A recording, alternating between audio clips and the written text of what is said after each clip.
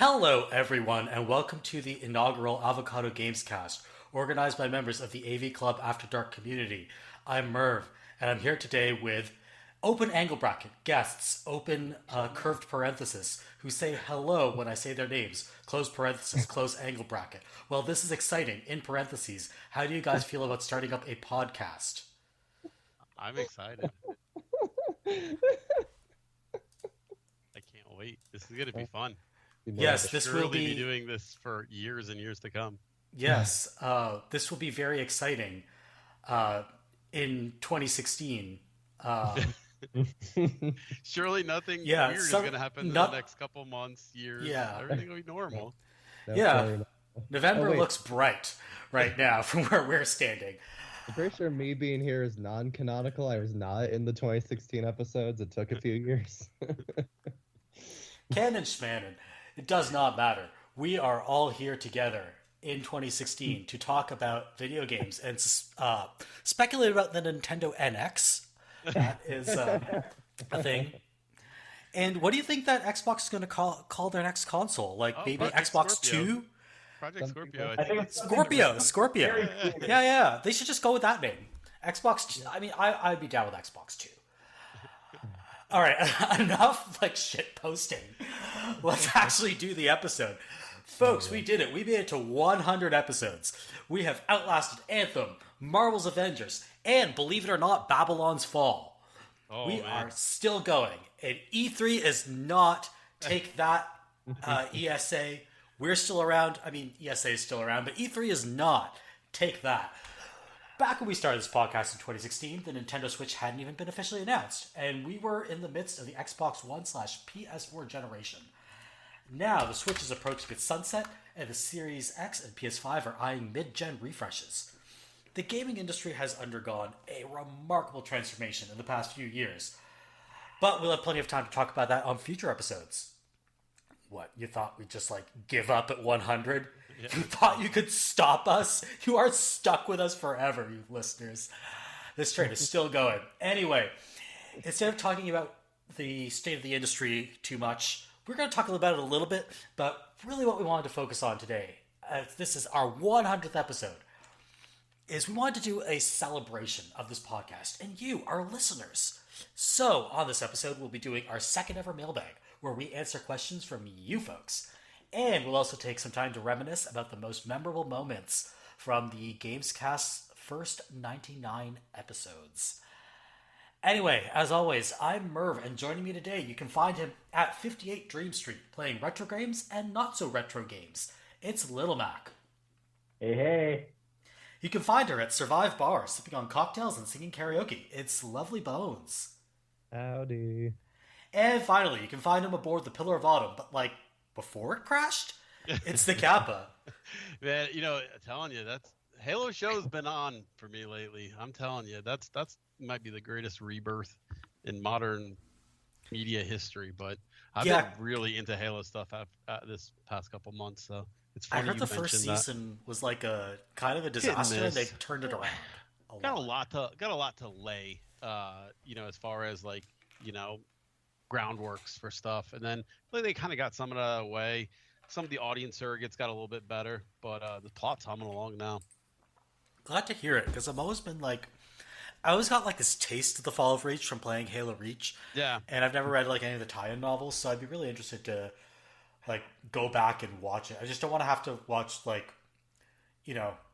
bare ass Master Chief for a season. Yeah. And what's funny is Chief's not even in Reach, basically. You know what I mean? So you're doing a lot of the stuff to get Chief to orbit. You're basically sacrificing. That's the whole theme for that one, is the sacrifice that they all make to get Chief and Cortana and everybody else into orbit. But yeah, I don't know. I mean, they're kind of cutting some shortcuts into this series, but I've given up long ago about it being a Halo, straight from the games world, and I think that's better for it. Yeah, it's kind of like a reboot of adaptation at this point. Yeah. It's just a fun thing. That's fine. It's cool. Even the books are on their own too. Sure. Yeah. All right. Speaking of Halo adjacent things, one thing we did want to talk about was actually the closure of Rooster Teeth. I want to spend a few minutes going over this because Rooster Teeth has not exactly been like a gaming company, although they did make a video game once and it was a huge flop. Um, yeah, Vicious Circle. Anyone remember that one? That's another live service game we outlasted. In any case, Rooster Teeth is probably most well known for Red versus Blue, which was that machinima series that was made inside Halo. And then they also did Ruby as their other big property that was anime inspired and received video game spin-offs. They also had a couple of gaming channels, namely Achievement Hunter and Funhouse. Achievement Hunter, I believe, actually shuttered late last year. So this has kind of been the writing's kind of been on the wall for. They also a have while. an actual play show that I was just getting into. Oh yeah, was it? They had the Achievement Hunter one, and they had the Funhouse one that was like Twits and Crits, something like that. Yeah, the one I was checking out was called Tales from the Stinky Dragon. Oh yeah, that was their third actual play show because they did Yeah. one with Achievement Hunter, the one with Funhouse, and then one with I think RT Core or whatever it's called. So yeah, the shutdown announcement came in early March, just shy of the company's 21st anniversary. As has been reported, Rooster Teeth has not been profitable since the original owner sold it off in, I believe, 2014. I have to check the dates on that. And now, after trading corporate owners for a while, they were under Warner Brothers Discovery. And as we all know, Warner Brothers Discovery leadership does not really like losing money. So they've started like cutting everything. Most recently, they've started like delisting Adult Swim games for, I guess, tax reasons. No one really knows why. Yeah, that's really weird. Yep. And explicitly refusing to like just give the games fully back to their original creator. Yeah, I Classic think they're. flop shits. Yeah. Classic flop shit. I think I saw they gave a lot of the licenses back, but offered no direct transfer of the Yeah. like. Basically, You gotta re-put They're this not on. letting- they're not letting them take their own existing pages. They have to republish and relist them. Yeah. Yeah, and take out all the Adult Swim branding Yeah, and exactly. take the Adult Swim Edit. publisher people out of the credits, which is nuts. Yeah, it's fucked. Yeah. Again, classic Zaslav shit. Yeah, but to like bring it back to Rooster Teeth for a sec, of course, like I've kind of been out of the orbit of Rooster Teeth for a few years now. During the pandemic, I kind of just drifted away from their content, so I haven't really been engaging with it aside from Ruby. But I still am sad to see them go because they were a large part of my adult life, and it's disappointing to see like these companies that are kind of adjacent to games, like kind of adjacent to games media, are also all having a lot of trouble these days earning revenue, what with declining ad revenue and the subscription model not always working out. It's harder than ever to make money commenting on and talking about games, and that's really unfortunate. Yeah, I was a I was a child when Red versus Blue started. I was a literal elementary schooler, watching it with my brother and with kids my own age, and I owned the original DVDs because my brother bought me them as a gift, as a birthday gift. Yeah, I have the fucking. Pardon me. I have, the Blood Gulch Chronicles, in their 240p or whatever. Oh yeah, all the glory. Like those things were like distributed in these like scrungy ass MP4s. Probably like back in those days, you're probably downloading like real media or whatever. I remember buying like the burned DVDs out like Comic-Con type stuff. Yeah. Oh, You know what I yeah. mean? Like you would go there and there was like a table and it was just like recorded Red versus Blues like on DVDs and stuff. Crap. Yeah. Yeah. So obviously Rooster Teeth was a part of my life and a part of my history. Drifted away from them a long, long time ago, but it's no surprise to hear that they'd been hemorrhaging money for that long with how they were just needlessly ballooning in scale. Yeah, Oh, it yeah. reminds me of. Go ahead. I was gonna Right. say for a while they had over 400 employees. At shutdown, they're around 150. That's so unnecessary. It reminds me a lot of kind of like the Don't same think thing that happened with G4, where it's like Mm. you kind of just like become this like gaming adjacent thing, like you were saying, Merv. and everybody knows there's money in gaming. So how do we make it? And you kind of lose the scope, right? You kind of lose the creativity. Seems like for me, like at least kind of when I drift away, like you were saying, Merv, it kind of lost like the frantic, like crazy, let's put on a show type feel to it. Started to feel a little bit more like, okay, well, we focus group this, or this one is this, and that's kind of when I got away from it. YouTube in general has that feel, right? Like it's less just zany, put something together. It's more like, hey, this is what the algorithm wants to do this. Yeah, there was such a I'm not gonna be able to say this nearly as well as Third String Hero or Merv did in the comments, like right the night of when the news broke, which is why I didn't say something myself at that time, even though I did appreciate both of your comments very much. Thank you. But Rooster Teeth, as we all know now, had a very, very troubled workplace culture, and we don't want to disregard that. But there was a spirit of just people putting on a show with nothing and only their own energy and their own passion, the independence of that and the creativity of that. And Rooster Teeth was a part of that space in the internet in a certain age, and that space is pretty much completely utterly dead, just corporate steamrolled to hell. Yeah, and like whatever operations are left are a lot smaller. There are like independent podcasts like Game Mess or Remap Radio or Triple Click or things like that.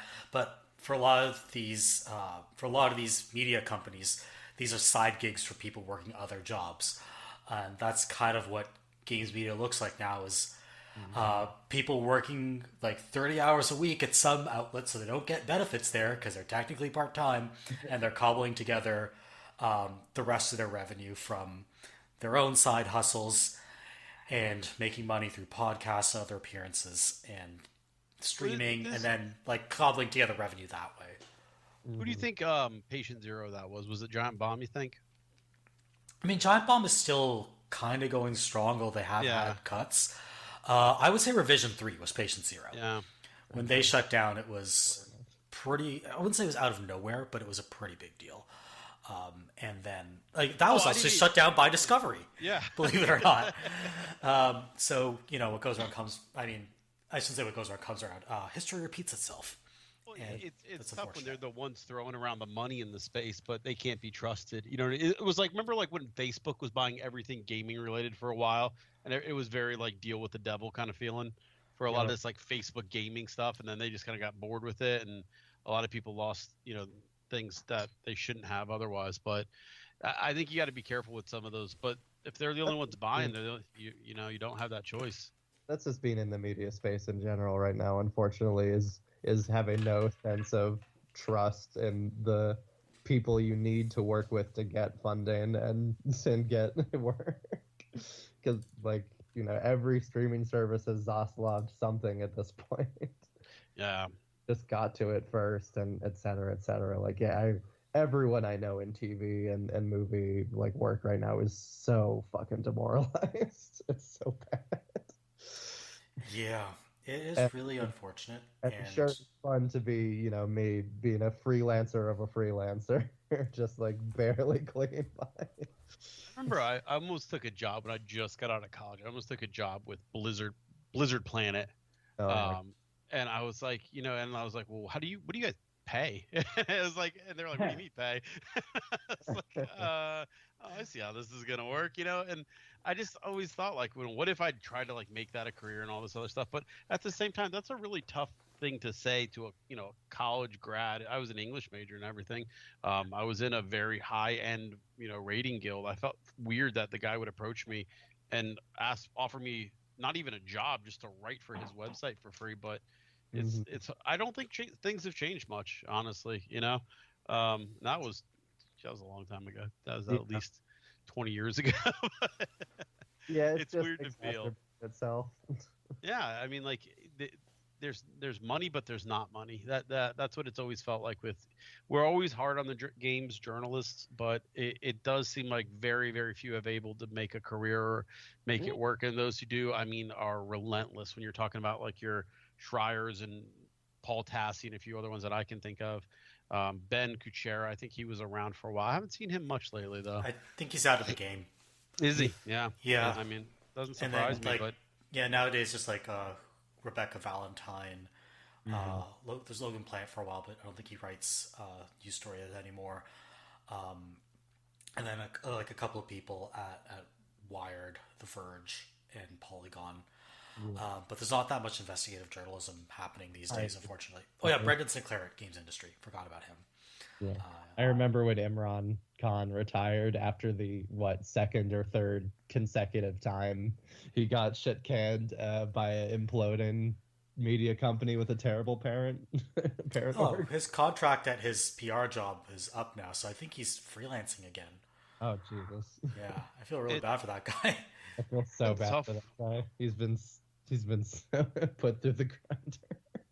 Yeah, we talk about it a lot in regards to the AV Club. Obviously, when it's painful to watch those writers go on to do a lot of the stuff that they've, kind of been reduced to. I guess that was what I'd say. You know what I mean? But I think it's just endemic for the entire industry of journalism slash. I'm not exactly sure what you would call it, but pop culture writing, I guess. Yeah. It really sucks to just kind of see it happen to people you actually, want to do well, but it's very cutthroat. And there is, like I was saying, like there's money for people. It's just very rarely the actual writer who's getting people to read the site. All right. Speaking of freelancing, freelancer is a job class in a game that I've been playing. Nailed it. Still can do a segue. 100 episodes in. One of those classic Merve segues. Yeah. And that game is Like a Dragon Infinite Wealth. I've been pretty much playing this game nonstop since the end of January. Feels like forever. I mean, yeah, like every time someone asks me, what have you been playing lately? It's Like a Dragon. That's all I've been doing.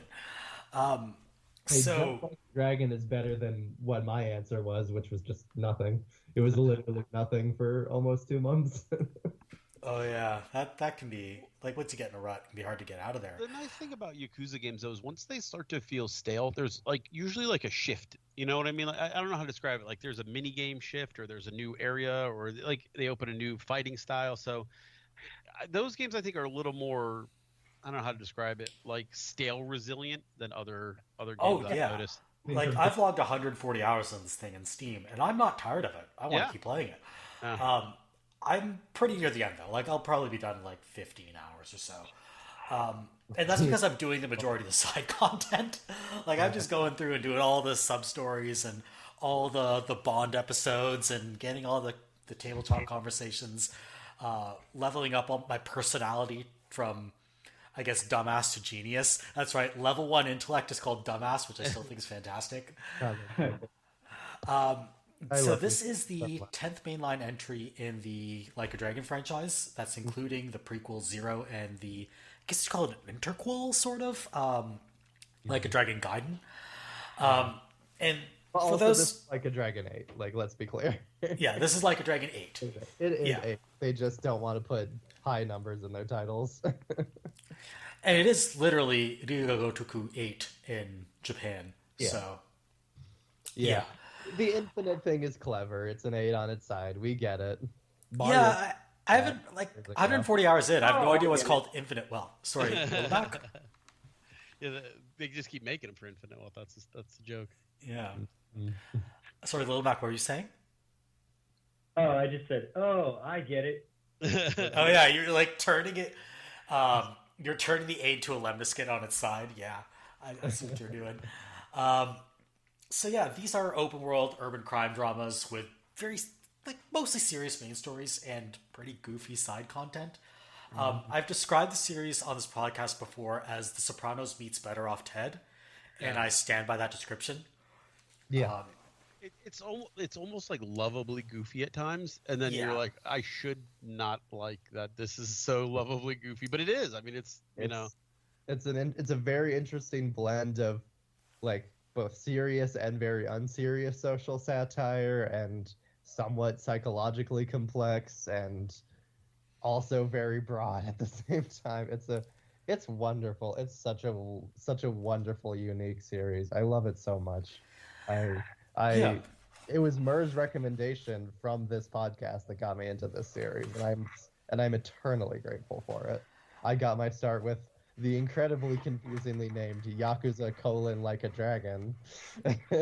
Yeah, so that was Yakuza 7 or Like a Dragon Yeah, 7. They just okay, want to Like call a it that Dragon. for whatever reason. Yeah, can someone paint me a picture of a family tree here? Because my understanding or what I had believed was that it was sort of like a Persona Shin Megami Tensei. Oh, thing. no. It's all one story. Yeah, No. it's Oh, one. If it you was follow just- Kiryu, like, it was just- 99% of it the way. It was just Like a Dragon in Japan and Yakuza in the West for a long time, and then they finally killed the Yakuza title, so it's only Like a Dragon everywhere. And Okay. and the seventh game being Yakuza Like a Dragon or Like a Dragon Yakuza in Japan, which was also very funny. Resident Evil did a similar thing with that. But anyway, yeah, they did that because that was supposed to indicate the like soft reboot status, the gameplay changes. Yeah, And, from brawler and- to turn-based RPG. Yeah. Okay. So see, this Yeah. is that gameplay change, which I have heard about, is why I assumed we were talking about sort of like sister series, but No. they just took an No. actor Oh who- no! So here's the really confusing thing. So at around the same time as they spun off, not as they switched to turn-based combat in the mainline series, they did a spin-off series called Judgment that kept the brawler combat. But then for the interquel Like a Dragon Gaiden, they brought back the brawler combat. Yes. also, Oh my goodness. the transition to the turn-based gameplay initially was an April Fool's joke video that they released, and the reception to it was so positive that that's what single-handedly made them decide to actually reboot the series gameplay genre out of nowhere. Oh my goodness. Yeah, I think, it's a Yeah, wild. it's incredible. It's a wonderful series. Its creator also good left very abruptly recently. That was weird. That was a very weird situation. Yeah, so just to explain how Like a Dragon is a little bit different, and Like a Dragon 8 is a little bit different from the previous game. So it's the same kind of combat system as before. You know, your typical kind of turn-based combat system where you have your regular attack, you have your specials. Your specials take MP. Yeah, sorry to interrupt. Yeah, in the game that introduces this new system, the seventh game, they literally explain it as think of it as like Dragon Quest. Think of it as the most like bog standard classic turn-based JRPG you can imagine, because that's what it is in this character's head. He is literally a Dragon Quest fan. Oh yeah. That's So a he's very- like imagining turn-based battles happening in his head while he's Wow, beating the he crap out fights of people thugs. in the street. Yeah. Oh yeah. I think I have to go get that one meme now. Hold on. This grenade I found in the sewer. Yeah. So now the one thing that was kind of a problem with Like a Dragon 7 is these things take place on the actual world map. Like you don't go get transported to this abstract space where you have the turn-based battle. This is happening on the map. So if there's an item on the ground near you, your character picks it up and pummels the opponent with it. Yeah, like a sign or a bike or a lantern or whatever. Yeah. Yeah. Yep. Oh, it's fantastic. But the problem is it was really hard to control. Yeah. Now, Like a Dragon 8 has added mobility. So characters move around in a radius, and that allows them to kind of set up knockback attacks and follow-ups and things like that. Or like if you want to pick up an item, you can walk towards it and then use that item to beat the crap out of someone. So it actually opens up the game so much. And what it does is it turns your regular attack into something that's actually fun to use. Because now you can use your regular attack to set up combos. And also your regular attack now recovers MP. So it becomes a strategic choice to use the thing as opposed to just, oh, I need to do some damage and I don't want to waste MP. Yeah. So Those are really, really smart changes. Sorry. it's Again. What so was smart. the- Yeah. What was the combat style where it was? I don't remember this. This was in Zero, where it was like you just throw like a million punches real fast, but it doesn't drain your MP. Because it seems like that's what kind of they were like flirting with. You know what I'm talking about? Was it like Brawler or something like that? Yeah. Yeah. So it seems like they kind of recognize like, hey, there needs to be a stance for just beating up, you know, your regular junk, and then another one for, okay, this is a boss fight, basically. Yeah, so it's kind of like your combat style that's geared towards taking on multiple foes at once, and one is more geared towards taking on one opponent at a time. Yakuza 0 had three combat styles, where one is kind of like an all-rounder. One was more like rapid fire, trying to get attack a bunch of opponents at once, and then one was more like, all right, you are just wailing on dudes. Yeah. And I always like that it gave you those options, because some of them felt fresh and like complicated compared to other ones. So Here's the fun thing about Like a Dragon 8. Kiryu is back, but now he's turn-based Kiryu. But he's turn-based Kiryu where he can switch between his three classic fighting styles from Yakuza 0. Okay. And each one of those changes his default move to be something different. If you use the rush style, then he does 2 regular attacks per turn, which is crazy powerful. If you do his regular stance, then he does heat moves when he's near like railings. He'll like, when you press the regular attack button, it'll like throw opponents over railings and into water and stuff like that. And then there's like the more powerful beast one, where he does huge damage with each attack. So they've kind of translated Kiryu's brawler style into turn-based combat, and they've done it in a really neat way. That's like Zero ended up being a reboot in like lots of different ways then, huh? Like Zero seems like it's kind of redefined like where the entire series is going now, which is kind of cool. It was such a turning point in terms of the one that actually broke through to the West first. Well, I did for me, and I'll tell you, I mean, putting it on Game Pass was very smart, because who knows if I was going to get into it or not. But I think having that ability to just kind of like see what that world is like for a pretty, low asking point. And also that one, I think starts probably more approachable than the rest, because I tried the other two after that. And Zero definitely is like, hey, this is the beginning of a story type feel to it that I didn't really get with any of the other ones that I've tried since. Yeah, Kiwami is Yakuza 1 is a very different kind of game, because the tone of the games was very different at the outset. The series starts as a homage to both Japanese crime drama and American neo-noir. And it's consequently a lot darker, a lot grittier. And then Yakuza 2 continues somewhat along that vein. And with Yakuza 3, it becomes kind of the series we know and love today. And then when they went back and remade 1 and 2, they added some of that goofiness back into Kiwami and Kiwami 2. So just to give a little bit more information on Like a Dragon 8 and what's unique about it, this one is once again split between 2 cities. But those 2 cities are Yokohama, which was where Yakuza 7 was set. And for the first time in the series, we're leaving Japan. We're going to Honolulu, baby. And such a smart choice for the first non-Japanese setting of the series. Yeah, because not only is there a large Japanese diaspora in Hawaii, it gives the series an opportunity to do some kind of commentary that they wouldn't have been able to do otherwise. It is like, Honolulu is a fun place to hang out, and they don't shy away from it being a really fun tourist destination. Like, that is part of the game, and they're not gonna make it grim and gritty on purpose, right? But they're also Honolulu. Yeah, it's not like dark Honolulu or whatever, but they don't shy away from showing that there's crime and poverty, that there are social problems, in part caused by the kind of neo-colonial relationship that Hawaii has with the mainland. And it does touch a little bit on like the colonization of the archipelago and how that has like manifested itself in current social conditions in Hawaii.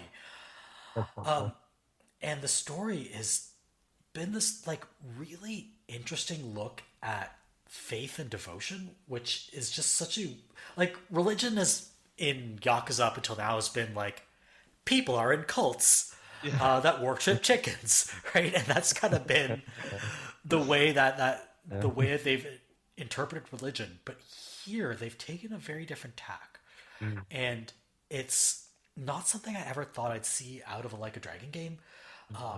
That was really interested in looking at faith and devotion and how that can be warped, especially if you like indoctrinate people from a really young age, and how that faith can be weaponized.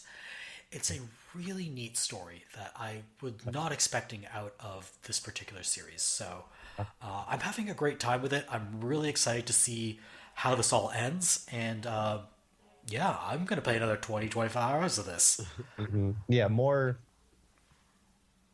When they announced the Hawaii setting, that was like the first part of what you're saying. Like that was exactly what I knew to expect off my experiences with Like a Dragon 7. Like that was a big part of what made me fall in love with that game was things like Ichiban was literally raised by sex workers and is standing up to the socially conservative element of his city, and standing up for the marginalized people and stuff like that. Like, I was very confident there to approach Hawaii with that same level of seriousness, and I was very excited for that. And I'm glad to hear that they're living up to that. But yeah, doing a whole other very unlike them thing, something that makes me more think of Pentiment as a serious examination of faith than I ever would have imagined.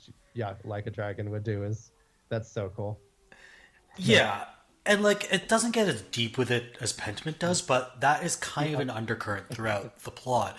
Yeah. The other thing, speaking on how it like talks about the marginalized, this game is almost like a meta commentary on the series past and the way it has portrayed masculinity in the past, and how it's like portrayed certain behaviors. This is kind of about Kiryu unlearning toxic masculinity in certain ways. And it's interesting to see, like, there are some conversations in this game where they're like flat out, yeah, we used to think this way about, say, women or minorities, and we don't think that way anymore. Like they're explicit conversations along those lines, which, you know, when chuds on the internet get their hands on this, they're like, Yakuza went woke, and just like, shut up, dudes. Went woke, as if. Yeah. I've seen the trans girl in Yakuza 3. Yeah, and it's like, this is a game that like is almost like now explicit about what it believes along those lines.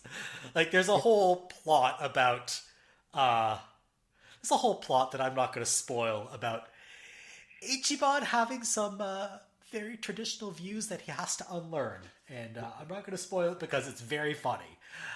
We're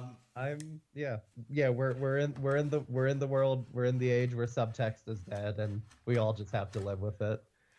I think it's actually funnier that it's not subtext, because I'm not going to spoil it. It's great. Yeah, trust you. The only reason that game wasn't a day one game for me was because I'm literally saving money for a wedding. So understandable. I'm going to get to it, and I'm so excited to. But by the way, the fact that you just said you're saving money for a wedding, again, not trying to spoil anything, but that is the funniest possible thing you could have said. Well, I do. You will see. I am very aware of one part of Ichiban's story because that was spoiled in that one presentation they did. Oh, it's even funnier than you think. No. Oh, there's so much more than that. Good. It is so much cringier and funnier than that. Excellent. All right, so that was Yakuza 8, or Like a Dragon Infinite Wealth, whatever you want to call it. LittleMac, what have you been playing? I've been playing, for a total change of direction here. I've been playing NetHack recently. Oh, wow. Oh, nice. The throwback. And quite a throwback, because I'm not playing anywhere near the current version of NetHack. I jumped on to the series with version 3.1.3. Oh, man. It's still going, huh? Released in 1993. I guess the most recent version was released in 2016 or so, and was largely a reorganization of the base code to set the stage for future updates, as opposed to adding anything new. But this is where I've started, in 1993, 3.1.3. Oh, wow. And so, for anyone who doesn't know... Well, is this like following Windows numbering? Because that's, I think, where Windows was in 93. Please explain to me what NetHack is, please. Yeah. So NetHack is a roguelike, and not in the sense in the diluted sense of the term that we would use, that is often used nowadays. Like, it's not a roguelike because it has permadeath and procedural generation. It's a roguelike because it is just like Rogue, the classic. It's like a version of Rogue, I think, technically too. Yeah. Mm. It's a version of Hack, which is itself adapted from Rogue. There you go. Yeah, that sounds right. Yeah, I guess the history, as I understand it, is in the late '80s.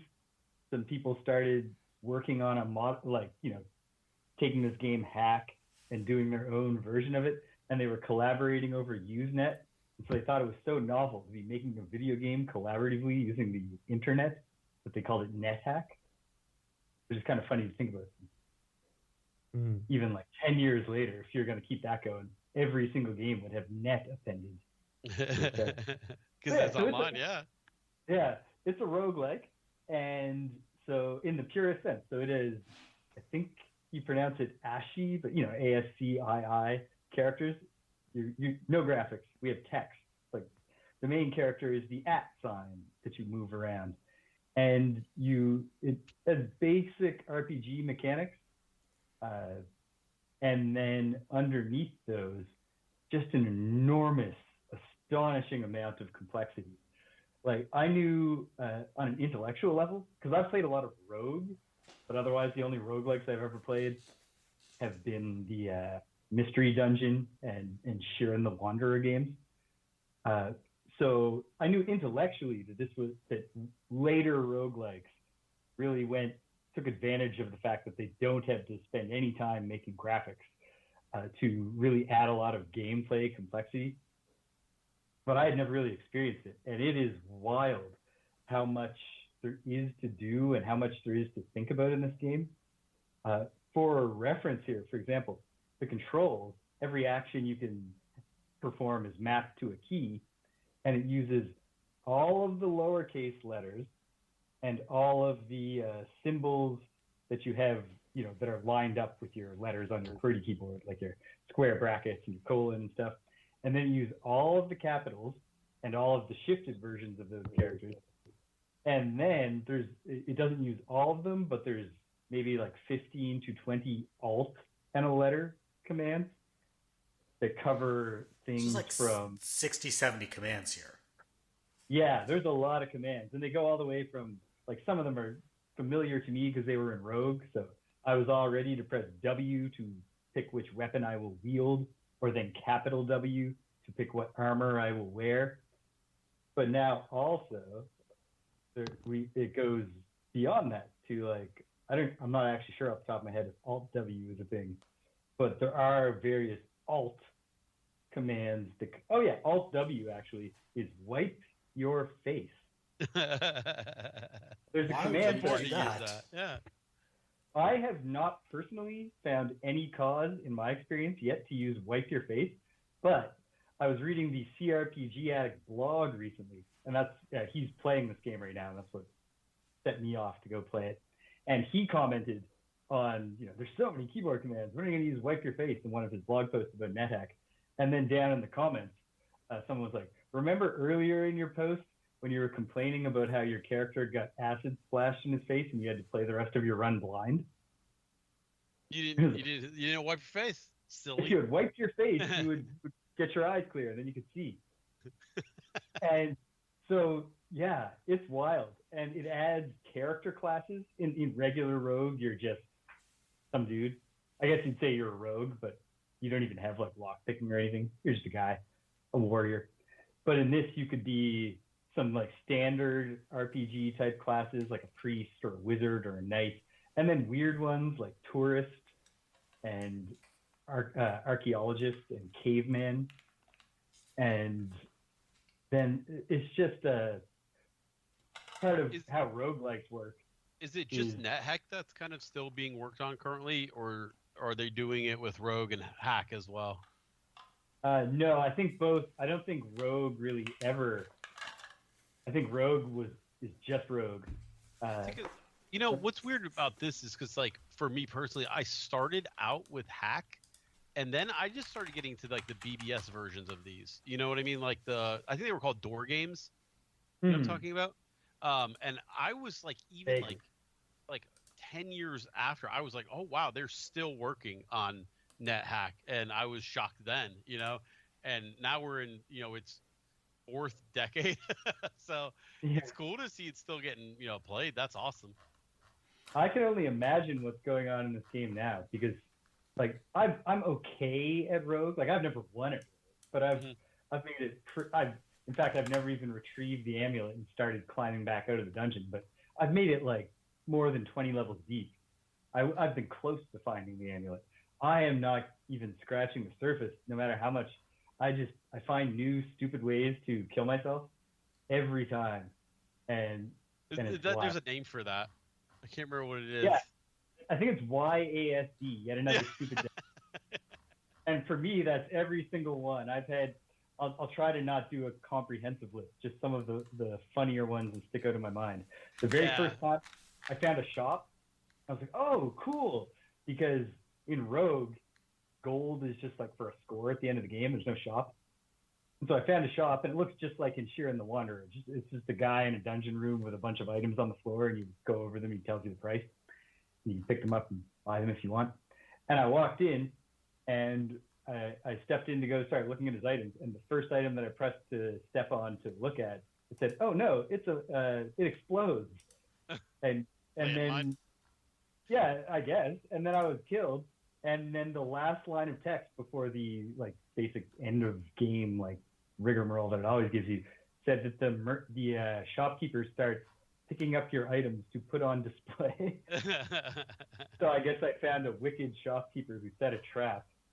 Yeah, there was times you would die and it was like, okay, this is not fair, you know. And then there was other times like, okay, that was kind of clever. But yeah, I stopped playing. Man, it must have been like '97, and so man, it's been a while. That's really cool though that it's still going on. And then is there like an online component to it now, at least, where like people are like submitting their runs, or is it just kind of just everybody hanging out talking about it? I bet that there is, but I'm totally out of the loop on it because my sort of in here is just that I like to read the CRPG Addict blog, and so my full glance at the roguelike community is just that they show up in his comment threads with comments. So I can tell there is such a community. And I know there are more recent roguelikes that are still doing we're just moving text characters around on screen. Dwarf Fortress still big? I feel like that. Yeah, they recently released on Steam. I am currently looking at the NetHack website, the official NetHack website, and this thing looks like it's like, I swear to God, out of 1998. Like, we're talking a no CSS HTML page with like, instead of like for changing the color, they're using like literally the font tag, font color equals green. Look at them. Yeah, and it wouldn't be in keeping of the spirit of the game for them to go web 2.0 or 1.0. Yeah, should they even have a website? Shouldn't we have to log on to PBS? Yeah, download it like a line at a time. Oh yeah, and they don't tell you, like, they don't link to their Discord or whatever. Yeah, they link you to their Usenet channel, rec.games.roguelike.net. They link you to their IRC channel. They get that not even IRC. Usenet. I used IRC. Yeah, like old school forum boards before forums became an HTML thing. Like, this is before my time. Trouble. Yeah. This was like right when I got started into gaming, and like I said, I kind of went from this quickly to BBS door games, I think are what they call it, and then like from there, kind of into your like Commander Keens and stuff. But this was like basically what people were gaming on, like right when I kind of first started getting into gaming. And even then, it was kind of its own thing. It was like, oh yeah, it was like a very like, this is what the hardcores were playing. Like if you would go, it was like kind of like whispered, oh yeah, I'm a NetHack player, and I think they had like a name for them, like they would call themselves like the fan name. I don't remember what it was, and like you would go and you're like, oh yeah, I've been playing cannon fodder. And they're like, yeah, that's kiddie shit. Let me tell you about NetHack. So it was more like an adult game at the time. But man, this is bringing back some memories. For Yeah. sure. On the note, my last word on it, to combine your comment, Kappa, but how sometimes the things go wrong, just doesn't feel fair, and then also the complexity of the controls. This is more my fault than the game, but I started out a run just before we started this call, and I was playing a barbarian, and the first floor was just beautifully set up for me. Like, there were tons of monsters, but I one-shotted them all. I had leveled up several times, and then I even found an altar that was co-aligned. Like a barbarian is a neutral aligned character, and I found a neutral altar. And altars don't always show up on the early floors. And when they show up, they're not always co-aligned with you. But when you have one that's co-aligned, you can offer sacrifices on it to your god. An altar of neutrality. Yeah. But if you take out the different, you kill a monster, and if its corpse remains, you can take its corpse and offer it to your god and get various rewards. In addition to one thing it does, it'll basically safeguard you against starving to death, because as long as you're maintaining your god's favor with frequent offerings, you always have the option of praying just before you starve to death, and your god will just fill your belly. So I was like, okay, I'm gonna take this is it. This is the run I'm gonna take seriously now. I'm gonna slow down, and I'm gonna start figuring things out. So I went and I was like, I'm gonna hang out on the first floor, just sacrifice corpses until my god starts like granting me some boons or something. And I went and I got one corpse, and I went back to the altar, and I stood there, and I looked at the keyboard for a second, and the voice in the back of my head said, just, call up the list of commands. I was like, no, I was like, you remember it? Just Alt S for sacrifice, right? So I hit Alt S, and it's Alt O for offer a sacrifice. Oh no. Gotcha on the technicality. Does anyone want to guess what Alt S does? Alt S is an anagram of salt, so I'm going to assume it's something that made you very salty. I think spit. Well, it didn't make me salty, but it certainly made Crom, the neutral god, salty, because Alt S is sit. Oh, you sat on his altar. Sat down on the altar, and it turned out not only was it a neutral altar, it was Crom, the barbarian god, and he forsook me, which, as I understand it, makes it impossible to ever finish the run. Oh. So right there, because I couldn't just slow down and look at the command list, I doomed myself.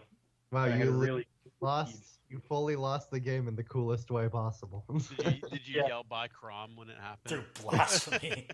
It was really metal, yeah, because I was a barbarian with my big two-handed sword, I assume shirtless, blaspheming against my god. It is kind of barbarianish, Yeah. For sure. Bones, what have you been playing?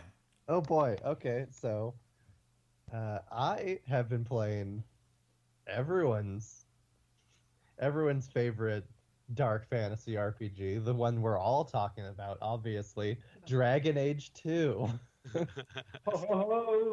We have opinions about that one. We have opinions. I know, everyone has opinions about that one. Yeah, for reference. Favorite one.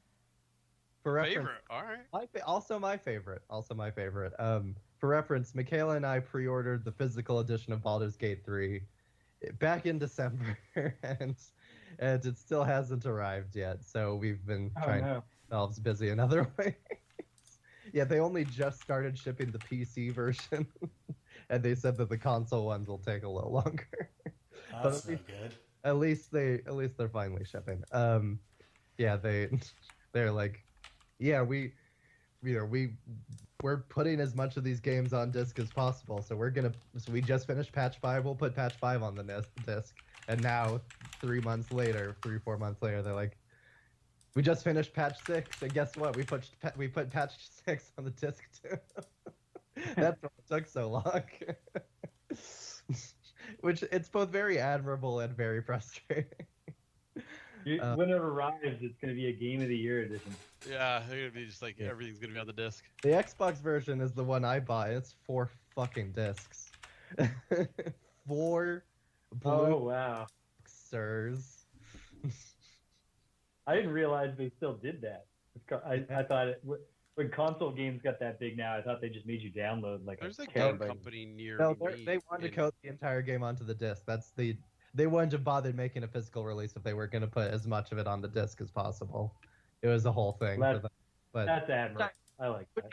which I appreciate. That's why I was willing to pay the extra money for it. I just wish when they said Q1, they should have just said March. They should not have said Q1 because that made me think, like by the end of January, which was my fault, but still, they could have been a little more upfront about it. Anyway, but I'm really really excited to finally check out Baldur's Gate 3 after so long of hearing everyone else talk about it. Anyway, Dragon Age 2. Dragon Age 2 is the sequel to 2009's Dragon Age Origins, which was by the creators of Mass Effect, BioWare, and was their spiritual successor to their very first experiences with RPGs, Baldur's Gate, the original Baldur's Gates in the 90s. And is just their own original dark fantasy IP. And Dragon Age 2 had a very, very troubled production history behind it. It started as an expansion DLC for Origins before EA said, actually, this other game just got kicked out of our next fiscal year. You have to make this a $60 retail release, and you have to finish it by March. That game was built in 11 months. Yeah, that game was built in less than a single fucking physical calendar year, while Origins was in development for 7 years. You would never know with the variety of dungeons. So yes, everyone talked about the environments. Anyway, they made the game in less than a calendar year, and they were transitioning it from a DLC to a full game, and they were transitioning into a separate engine from Origins. Yeah, that game had a lot going against it, and it shows. It's a very messy game in a lot of ways. And I've said this since it came out 13 whole years ago when I was in high school. I treasure this game with every fiber of my being, and this replay that I've been doing with my fiance here, my darling Michaela, who's playing Hades. I hope the mic's not picking up Hades. It is not. Good. That's a huge relief. Michaela and I. She's a longtime Dragon Age fan. I'm a longtime Dragon Age fan. The start of our relationship basically was us talking about Dragon Age in a bar. And so it's important to us, obviously. And we decided while we were waiting for Baldur's Gate, we would start a sort of co-roleplay replay of the series together was the idea. So we're doing one playthrough, but we're both making the character quests, choices, etc. in the games. We're designing our character entirely mutually. Every single dialogue choice we agree on together before we make it, and that's been really really fun and really special. But anyway, Dragon Age 2 is very notorious for its various complexities, the recycled environments, the much smaller scale compared to Origins, the other repeated elements, etc. The fact that there's a lot of cut content. It's a 3-act game, and Act 3. People complain about Baldur's Gate's acts being too long. Dragon Age 2's Act 3 is obscenely short. There's 3 main quests. That third act felt a little bit underbaked. You could see them running out of money. And time. And I think it shows physically running out of time and money, and it was very visible on screen. Despite that, sorry, Kappa, go ahead. A lot of the choices that you make, I think, is where a lot of that, we have to get them to a place because, writing 10 different options and variations at that point has to be very difficult. So when they start to kind of streamline the quest into kind of an ending, that's when I start to really kind of feel like, okay, this isn't what I was hoping for. Right. Origins allows such a great degree of divergence, and Dragon Age 2 does not allow as much of that in a lot of ways. Your character, it can only be one race, can only be a human of one particular backstory. You don't get a lot of that role-playing freedom that you have in Origins and Inquisition And also like the actual plot you basically have no control over whatsoever. They spend so much time playing up this like. Hold on. You're making all these choices about which faction Mm-hmm. you want to side with, and then in the end, it's like, oh, but they both actually the leaders of both are secretly monsters, and they're both the enemies. Yeah. Yes, the climax plays out somewhat identically, regardless of which side you choose. I acknowledge these issues. I also don't think all of them are necessarily like game ruining. That is fair. Yeah. Like as I said, I was a fan of this game at the time, and I'm a fan of this game, and I'm a bigger fan of this game today. This replay that we're almost done with now. We're in Act 3. This replay that I've experienced in the past couple months has only made me appreciate this game more, and I want to speak to that for a second in a very earnest way, which is that I think what this game does, and however intentionally so, I think what this game successfully accomplishes artistically is that it is simulating what it is like to have to keep living your life day to day as the world is going crazy around you. I think we can relate to that nowadays. Yeah, Hawk is just the protagonist, Hawk, is just a very small cog in a very large machine, and she doesn't have a lot of control over what's surrounding her, but she's just trying to get by, and she hasn't had all of this. That, not to get. Yeah, I think we can all relate to that nowadays. I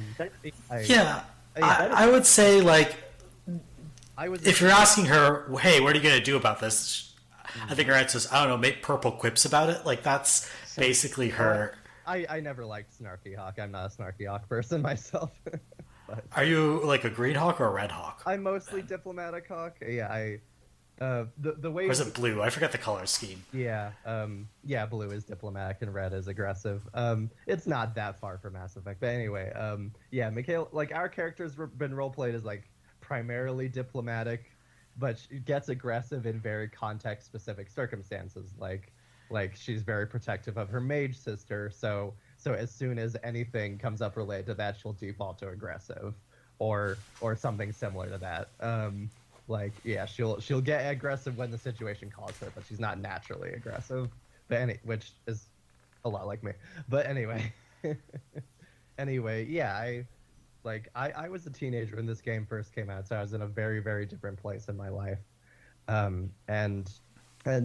spent the next decade and change, like, trying to grow up and trying to enter adulthood and trying to forge my own life for myself as Black Lives Matter and the Trump election and fucking a billion other things, COVID, like, so much crazy stuff has happened in my lifetime, all of our lifetimes, obviously. But I think I am the youngest person here. Like, it's not put too fine a point on it, but yeah. Sorry, but it's irrelevant. Well, we all grew up watching a Republican take office despite losing the popular vote and then going on to make the world worse. Oh, well, yeah, Bush was my childhood, so that was fun. I think this game is actually really, really good at capturing that sense of, like, what social unrest feels like from the ground floor, and everything that I've said, and it really captivates me in a very personal way, and so I'm quite appreciative of it for that. I think that's a fantastic read. It would be wonderful for it to be a much more polished game. We can all agree on that, for sure. Oh, you can see that polish in the DLC. Right. The one that starts Felicia Day. Yeah. Where they had the opportunity to actually make new environments. Yeah. And then you can see what that game kind of could have been. And it's, totally. In a way, it's kind of tragic because you see the potential there and you're just like, oh man, if they'd only had another year, this would have been really dope. No, I agree. Yeah, it's a very unfinished game, and those DLCs are a very good showcase of what the game could have or should have been, for sure. But both the Mark of the Assassin and the Legacy expansions. But even with all of its deep of imperfections, like the game that it is already, it just resonates enough for me that I do really love it. I think it might be my single favorite cast of companions in any BioWare game, which I know that's a very polarizing aspect of the game. Like either everyone hates I agree with you. this game or everyone loves all of them. They're the best.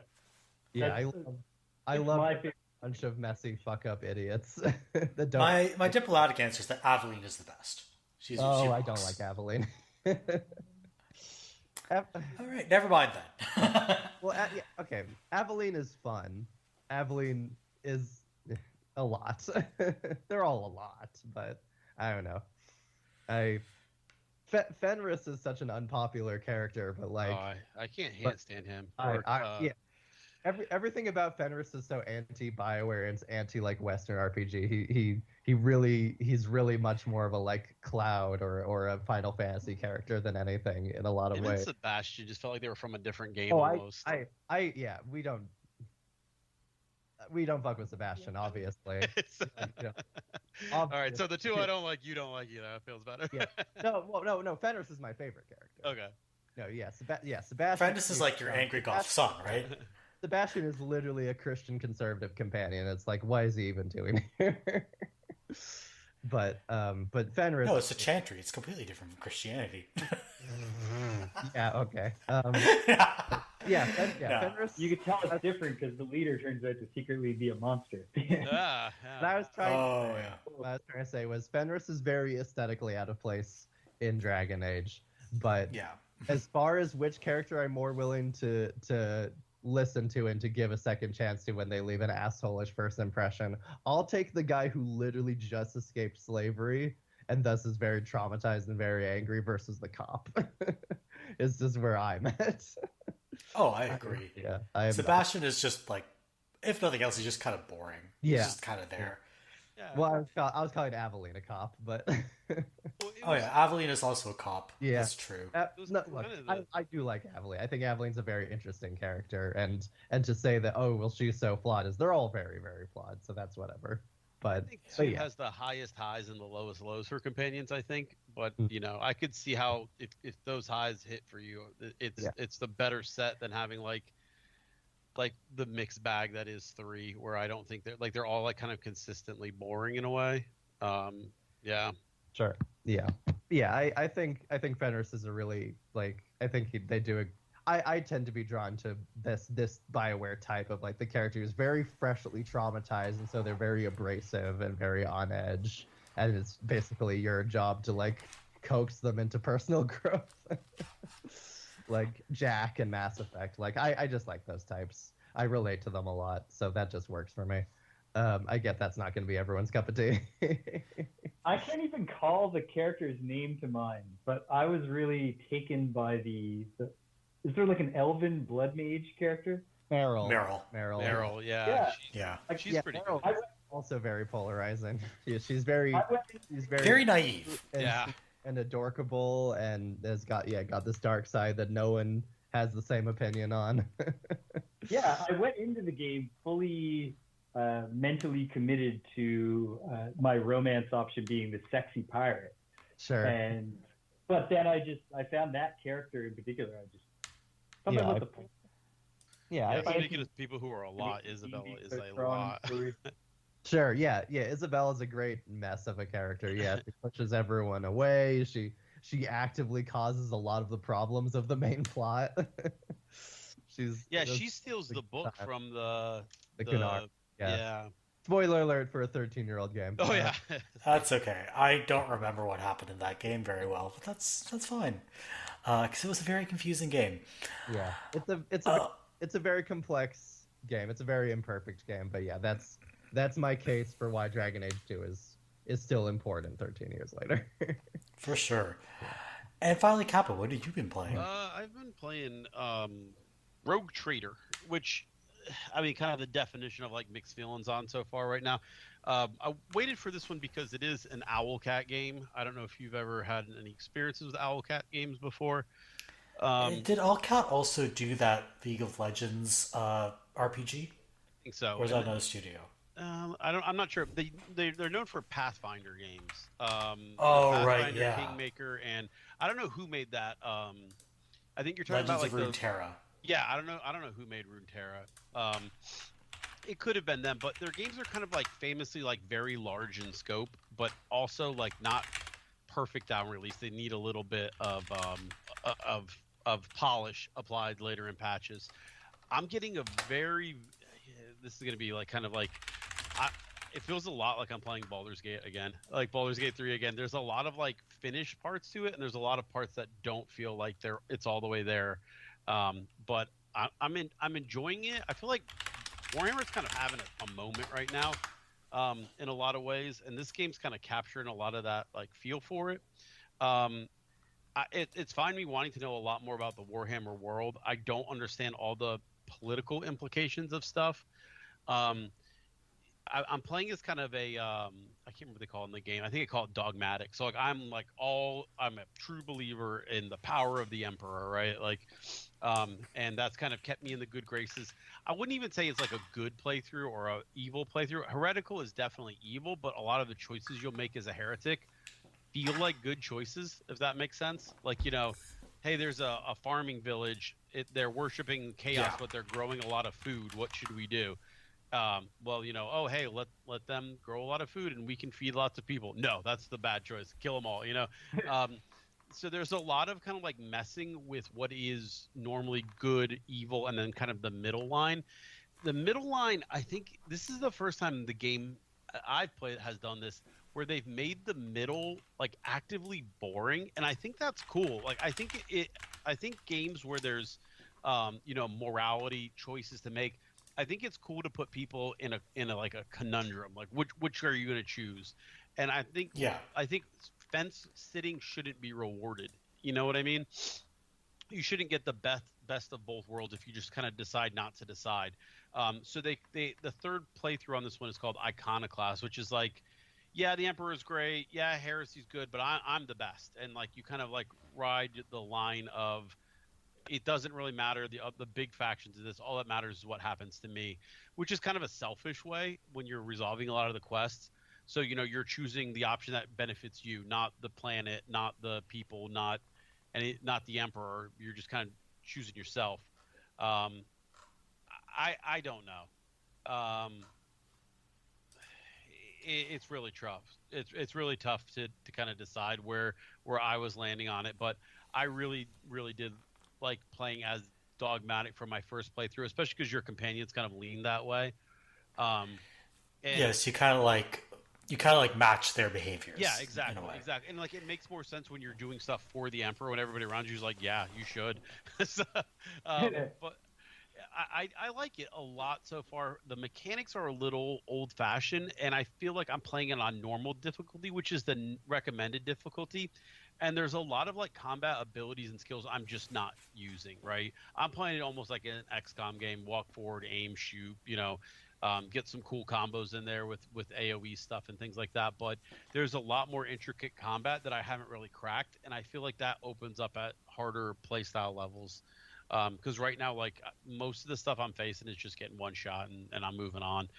There's a lot of like really complex classes in there that have like pros and cons, and you can like declare areas of the battlefield to be certain things. And I really would love to crack into that combat system. I wish I would have like ignored the recommendation and played up a difficulty level.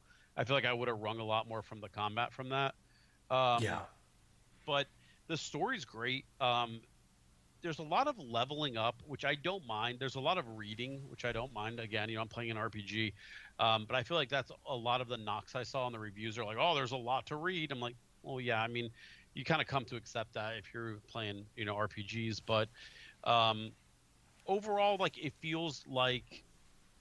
feels exactly to me where where Larian was with Divinity 2. Like I feel like Owlcat is like poised to like really nail something in the future. And if they stick with Warhammer, this might be big because there's going to be the ups and downs of the polish of it, but story wise and game feel wise, it's really cool right now. I'm enjoying myself with it.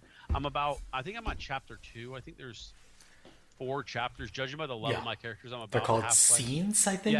Yeah. So Yeah. it opens the universe to you kind of as you go. There's a very Mass Effect feel to like exploring the universe.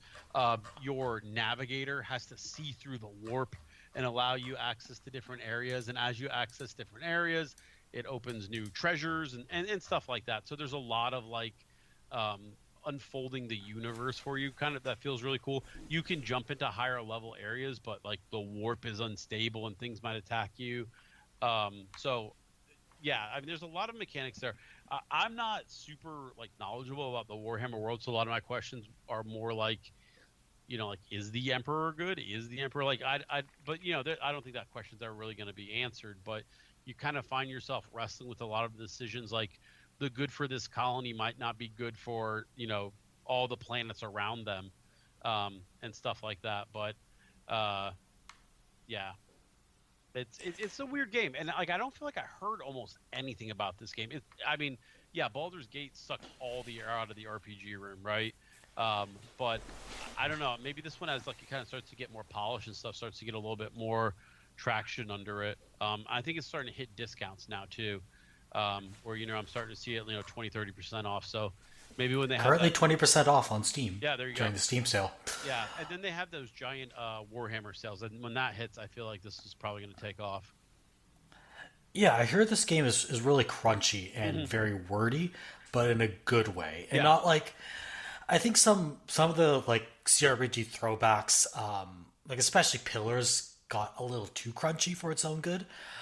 This one strikes a little bit of a better balance. What's one thing that it does that I actually kind of love in the dialogue? It'll have stuff that you can hover over, and it's basically like, this character is saying this because of this choice you made, right?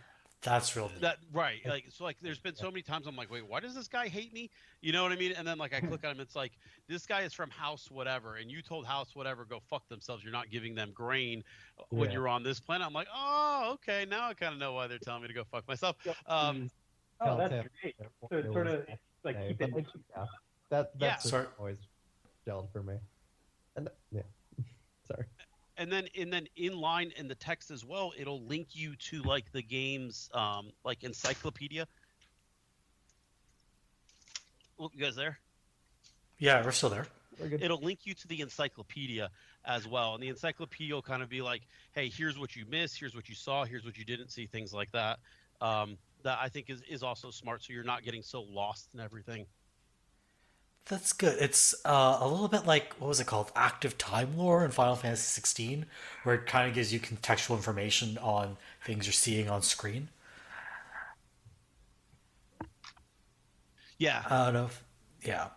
I haven't played that, but I think there's a future where RPGs kind of are a little more intelligent about kind of how they do things, and this to me, I think is going to be kind of cool. So. All right, and just to give a quick kind of correction to what I mentioned earlier, Runeterra is the name of the League of Legends card game. The RPG was called Ruin King, and it wasn't made by Owlcat. It was made by Airship Syndicate, who also made Battle Chasers, which I believe you've played, Kappa, right? Yeah, that was like I think it might have been like a Fringe or maybe even on a Game of the Year list back when we were doing, that around that time. It's that game I think came out for Switch too, and that would be a perfect Switch game if you haven't played on that. But gorgeous art style, really fun game. Yeah, but not Owlcat, and I'm all about Owlcat. So yeah, Owlcat is just Pathfinder and Rogue Trader, for what I can tell. Airship Syndicate did Battle Chasers, Darksiders Genesis, Ruin King, and most recently Wayfinder, which I am given to understand was unfortunately a flop. Yeah. Yeah, really hard to launch a new MMO. It used to be like the days of like a WoW beater, were like a thing, and now people are just like trying to figure out how to make an MMO have a niche, which is very weird, because it used to be you would release one and you'd at least have a couple thousand players in on first day, and then it never really settles. Now you're never even getting out of early access time sometimes with some of these MMOs, even the Korean ones, which usually are hits. I feel like everybody's kind of declared their allegiance at this point. Yeah, and unfortunately, it seems like I don't think that Wayfinder's ever going to leave early access.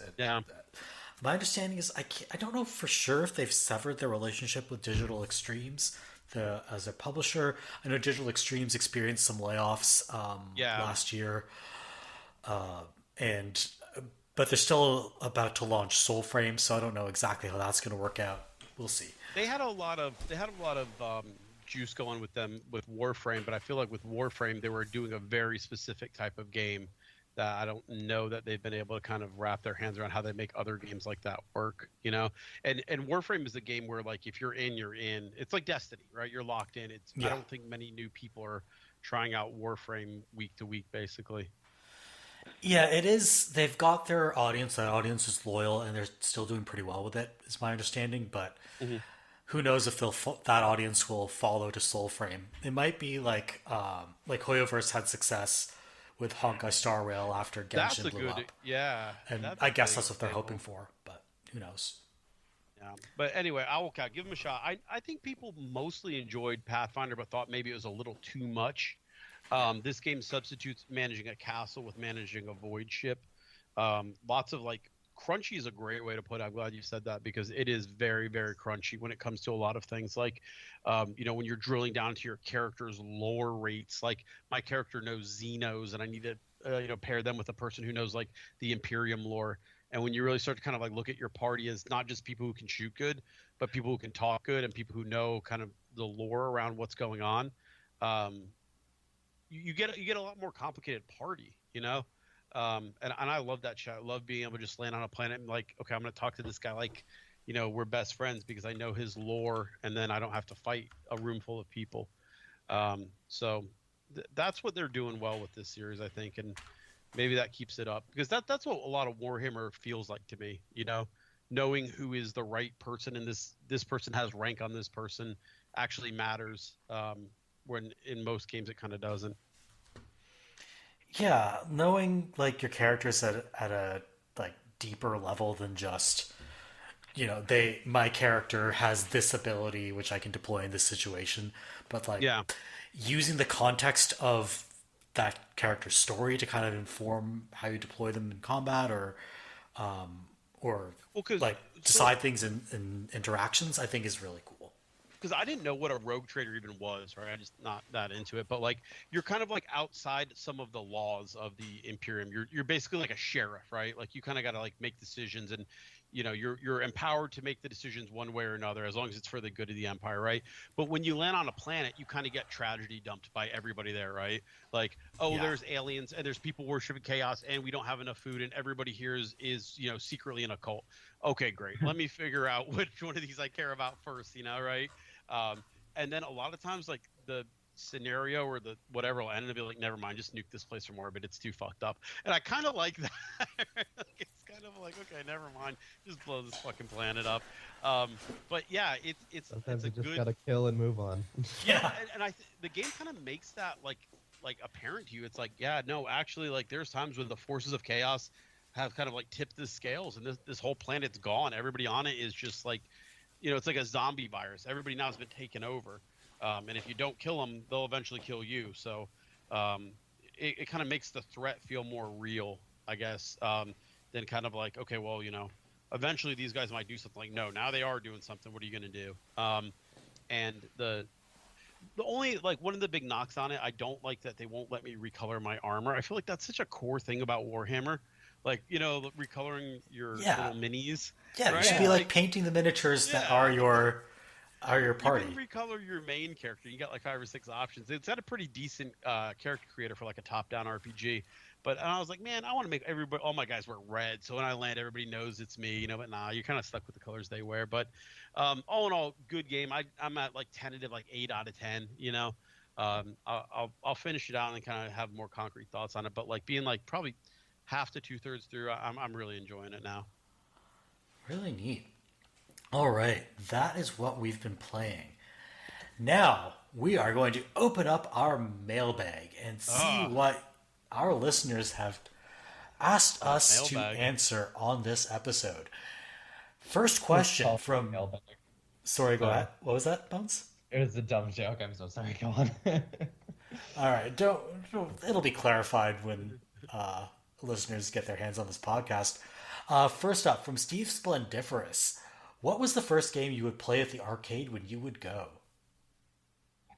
Okay, so I'm thinking about me and my little brother because we always went together. And there was a place called Aladdin's Castle, and my dad would, drop us off and give us a handful of quarters, and we'd start. And I always played like the co-op ones with my brother, like the X-Men or like the Ninja Turtles. But I think my number one of these types of games was the Simpsons game. 'Cause you had those little like tag team modes you could do. You know what I mean? I always played Marge. I felt like she was broken. She had like that kind of like ranged attack with her vacuum. Yeah, I love that game. Yeah, and then like he would play Lisa, and then like he would get on my shoulders, and we would like. But I always like those co-op games. Oh yeah, I forgot the kids could ride the parents in that game. Yeah. Oh yeah. It's a wonderful game, that Simpsons game. Yeah, it still is. Like, yeah, I played on Xbox. Like some of the later levels, there's like a crazy like nightmare world or something like that. Yeah.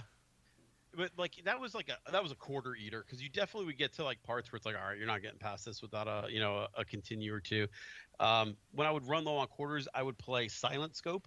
I like that one a lot. That was the snipery one. That was the fun one. Yeah, and that felt like a kind of experience you could only get in an arcade. Like there was nothing equivalent to that at home.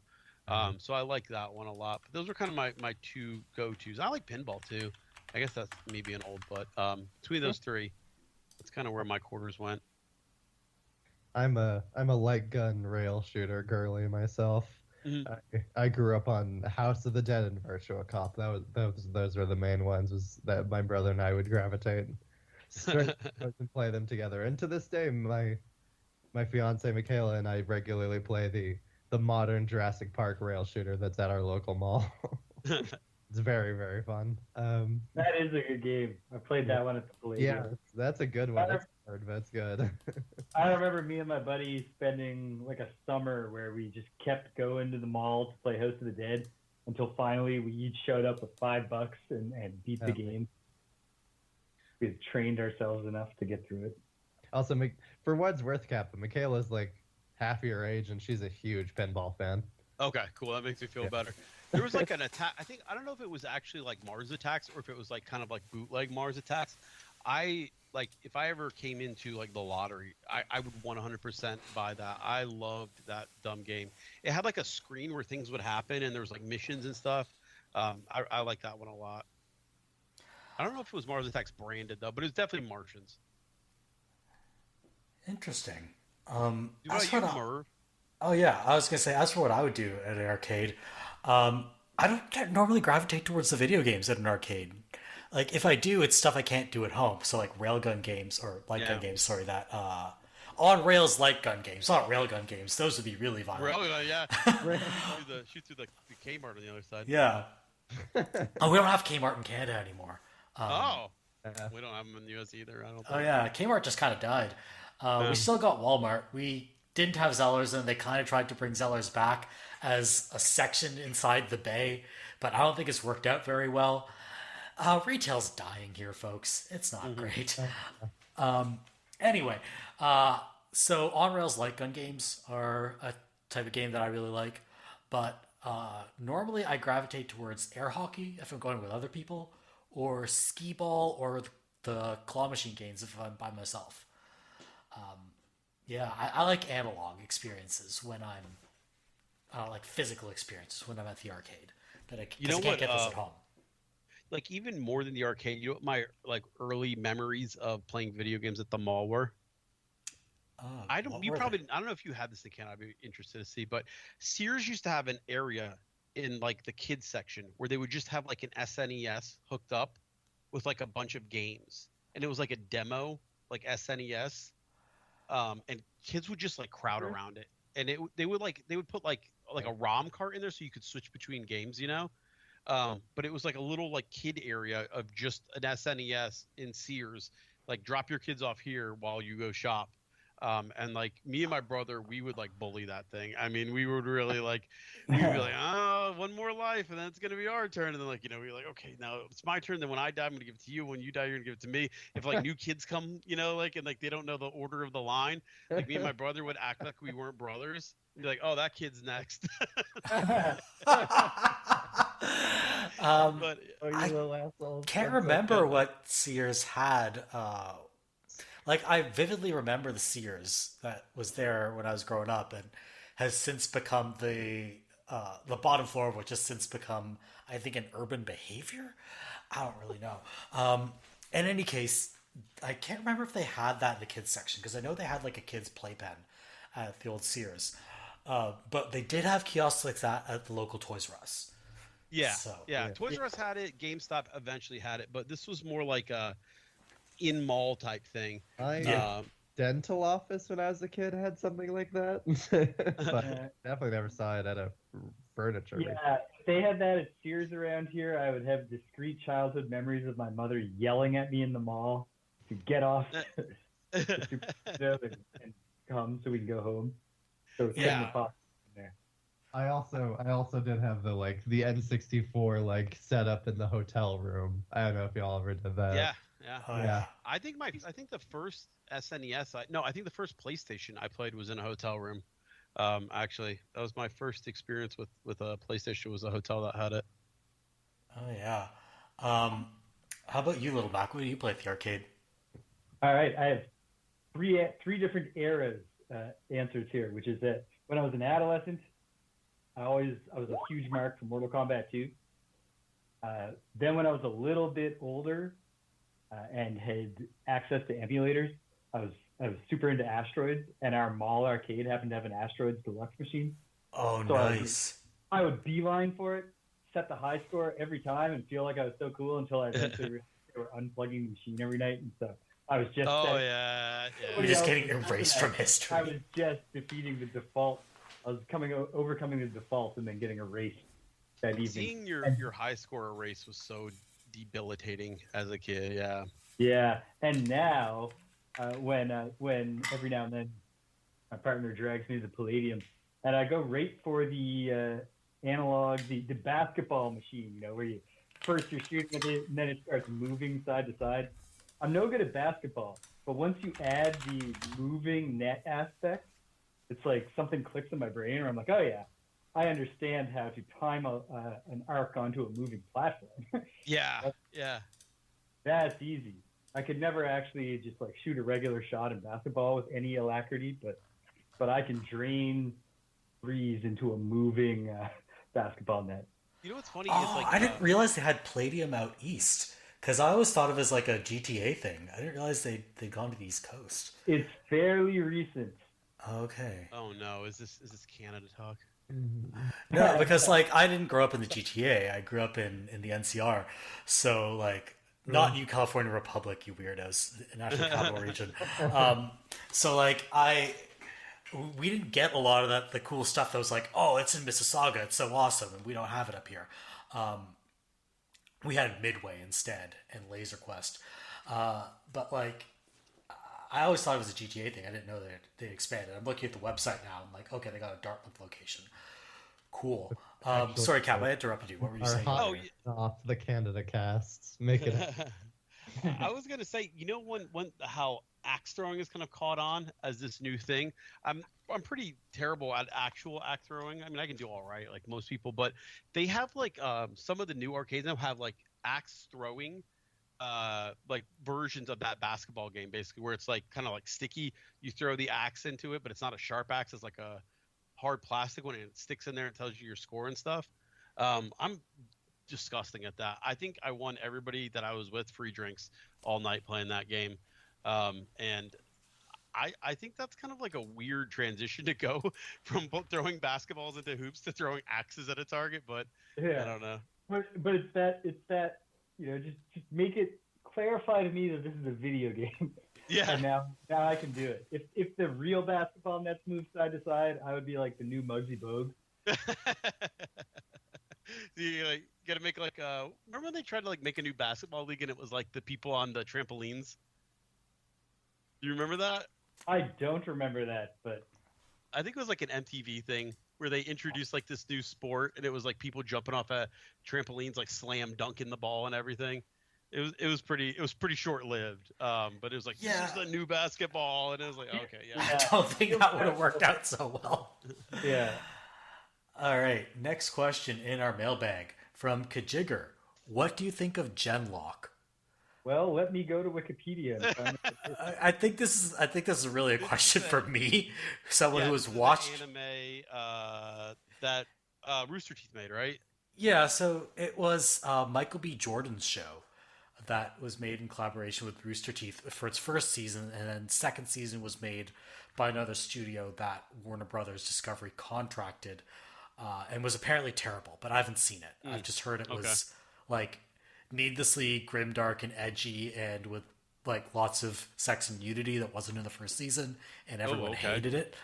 I liked the first season of Genlock. I thought it was okay. I was interested to watch more, and then I heard the second season was garbage, and I didn't watch more of it. And I wish that the original creative team had the chance to make more of it, but I understand why the original creative team was not allowed to work on it. Turns out that the boss behind the first season was a kind of an abusive douchebag, and that's why he no longer really works as a leader in animation anymore. How often do animes switch showrunners? Is it common, not common? I mean, it's not common for them to even get a second season. That's what I was gonna, because I feel like if you're gonna get a new showrunner, it feels like that's it. Like that was your chance with anime. So many of them feel short-lived, you know, that aren't like your Dragon Balls and like your all-timers, you know. But like a lot of times, even on the avocado, just kind of like passively, like people will be talking about an anime, and then I'll go look it up, and it's already been canceled, you know.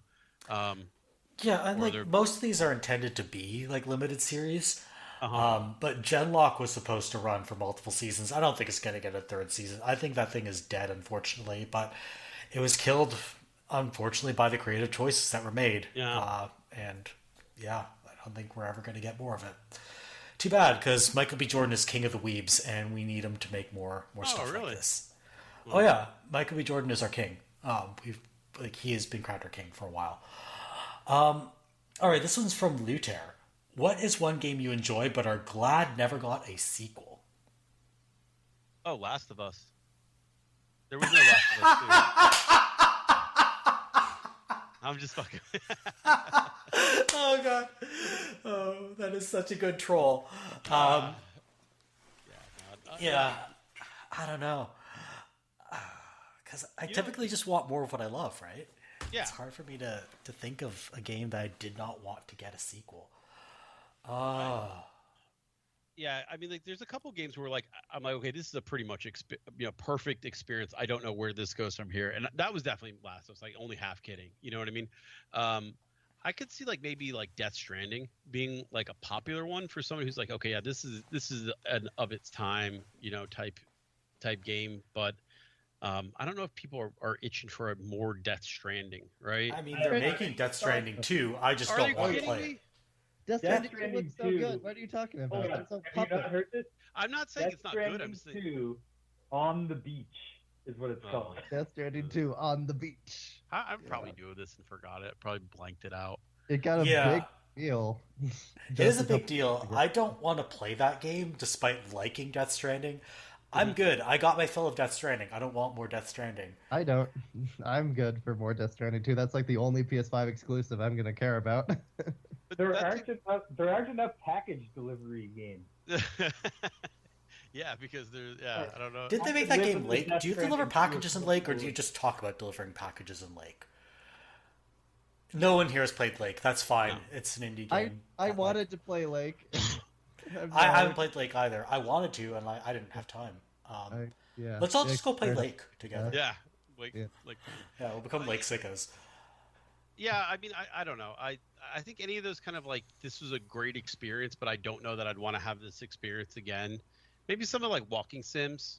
That Dragon Cancer, or like, that's not really Walking Sim, but that was another thought. But like, those kind of like, oh, this is a lot. Don't really. What would they call that Dragon Cancer too? Like Dragon Cancer Remission? that dragon lupus, like they just like keep going through like That'd diseases. just be awful. Yeah, like, no, each okay. one more like a bummer than the rest. I don't know. I mean, like, it's hard for me to think about games that I like that I don't want more of. But it's usually when I do think, I think it's like a niche like experience. I'm like, okay. Yeah. But a lot of games end up Like, getting sequels. But walking sims are a good example. Like, I really love Gone Home. I do not want Gone Home 2. Yeah, I'm glad that that particular team went on to make Tacoma instead of making Gone Home 2. And now they're making Open Roads, which is going to come out in about a month. About a month or a few weeks. I've lost track of time. But it's coming out soon. Yeah, I Everyone can't think of to the many Rapture ones. too. Everybody's gone to the Rapture too. Bringing them Everybody back. else has gone to the Rapture. Just like Finally, you guys. we're going in and we're getting them back. We're undoing the Rapture. Oh, how about this? I can go with Madden and just say that all the new roster updates could just be DLC instead of an entire new game. There you go. See, I agree maybe- with that. I don't yeah. want to get into sequels, Yeah. but Yeah, they should make a new Madden like every 5 years, and then yeah, like an roster engine update or something. Yeah, but as far as games that like I liked that I don't want to get a sequel, yeah, I think I could probably only say like 2 or 3 games, and it'd be oh, I guess Death Stranding doesn't count, but those types of games, Death Stranding-ish games. The mini Strand games that exist in Is there a the games Doki industry. Doki Literature Club too? Though they did kind of an expanded version that was paid instead of free. But Really? it did get a sequel. Yeah, it's called, what's it called? I can look it up on Steam. Doki Literature Club Plus. That's what it's called. I don't like that. So if you want to hang out more with Monica and I don't remember the rest of the characters' names. Oh yeah, Sayori, Natsuki, and Yuri. Those are their names. Okay. See, that'd be a good game. Like, I don't know if you can do a sequel to that one because that is damn near perfect. But if you can do a sequel where you charge money, well, that makes sense. Yeah. So I mean, Don Salvato needs to make money somehow. Yeah, And yeah. it turns out that making Kaiser levels in Super Mario Maker doesn't pay the bills. So Yeah. Oh, I'm the biggest DDLC fan in the world. So, well, I don't know about the world. I don't want to go that far with it, but it sounds sort of a little creepy about it. yeah, it is a kind of creepy game. I defend it. It's like the one anime property that I feel like, yeah, this one's for me. They made one for the Kappas of the world. Yeah, like, I want my horror. You got to put my horror in the anime. That's what I'm. There's so much horror anime. You should I watched get on that few, Junji Ito train, right? Watch one. It was called like Blue, the color blue or something like that. Perfect Blue. Perfect Blue. That's one of my favorite movies of all time. That was really Love good. that movie. It is this really, really incisive depiction of idol culture and how it's like this paradoxical intersection of the sexualized and the chaste, and how like people in that culture and in that profession don't really have control over their bodies. It's a really, really neat movie. It's and dark, it was one of, dark. Yeah. Oh yeah, and it is extremely dark. But Satoshi Kon, rest in peace, was a cinematic genius, and it's unfortunate that we're never going to get to see more from him. LittleMac Bones, any ideas on what you would answer for this question? Final Fantasy VI. I've been thinking about it. I'm glad that they never. I don't mean like not in the same joke way. You know, I reject all 3D Final Fantasies, but I'm glad they never made a direct sequel in the same way that they had for, say, Like X2 or 13.2. Yeah. Yeah. 13.3, Lightning Returns. Oh yeah, they should have called it 13.3 instead of just Lightning Returns. They should, like, I think it was cowardly. Lightning Returns : Final Fantasy 13. Yeah. The only thing I can't remember which one. 6 isn't tied with any at all, right? It's its own world, right? It doesn't It's even. a very brief Kingdom Hearts cameo, but other than that, no. Yeah, and it also, like, if you look at sort of even like the first 10 Final Fantasies, the first 5 all maintain a kind of generic fantasy, and 7 and forward have the kind of hybrid sci-fi fantasy, and Final Fantasy 6 is the only steampunk one. Yeah. Because I thought they were going to keep progressing, but then like I think like all the rest at least have some kind of like references or callbacks. I think, but I think 6 is a completely different one. I don't think it has any reference to any of the primary ones. But yeah, 6 is a great one, and they've mined the shit out of 7. I honestly think, at least for my generation, 6 is still the favorite over 7. You know, 6 is doesn't have to be your generation. 6 is still the best one. Yeah, 6 is a lot of people's favorites. Yeah. that makes me feel better. Good. I Bones, like any? both 3D ones. I don't think I have a good answer for this now, and That's fair. All right, let's do the next one then. my energy defending Death Stranding too. Oh, I'm. Don't get me wrong. I'm happy it exists for the sickos who want it. I was just like, I got my fill. I understand Kojima now on a deeper level than I did before, and I think that's good enough for me. This one's from Shitmaster Slutfase. Slut. I don't know how you pronounce an O with a slash through it. Slut. In the 9-ish years of this site's existence, there's been a lot of turmoil in and around the games industry, especially with the recent bouts of layoffs. So this is a 3-part question. The first part, what are some current things that make you feel hopeful for where things are headed? And like, I think I've said this before. I think it's cool that that like the industry veterans are able to spin off and make their own studios. Yeah, And yeah. we're seeing quite a bit of that. How about the rest of you folks? Unionization efforts, I think, would probably be my number one. Like, it looks like that's starting to move in that direction. You know, a little bit more power in the hands of the labor force, I think, is good. I think the other thing that I'm starting to kind of like see is that it looks like there's a lot more. Like, I feel like we got away from this, but there was a lot more like where the emphasis was on the creative people putting together a product that was interesting and unique. You know, you would put Sid Meier in the name of the game and stuff like that, right? Who's the Chris? What's his name? Chris Sawyer. Like, all those guys that, like, you were highlighting that the creatives were making the game, and I think that's really where we need to go back to, because I don't care who the producer is anymore. I really don't. Producer means nothing to me these days. I want to go back to being able to follow, you know, creators or studios that I enjoy, and not get bogged down into it being an EA game or whatever. And I feel like that's where we were for a couple of years, well, a couple decades probably. But getting, you know, more back. You mean like publishers you don't really care about? Yeah, or? yeah. Yeah, public. Okay. Well, yeah, because I mean, like, does EA game mean anything to you anymore? I Yeah. mean, or does really? No, sorry. No, it doesn't. That's my point. Okay. Yeah, that's my point. It does not mean anything. So I want to go back to being able to follow the creators, the studios, the people who are like I'm really caring about, and not be so interested in like the business side of things, and know that, you know, hey, these games got the money, and then just when Pentiment hits, you get to enjoy that. When they release Command and Conquer, you know, Red Alert remaster, it's actually good. There's a lot of people who do a lot of labor of loves in the industry that I don't think get credit, because it gets sucked up by being produced by people that maybe, or like a studio. A producer people don't like, publisher that they don't like, but more and more, I think just being able to follow like the people and not the publishers or the business, I think, is what I'm looking forward to. Absolutely.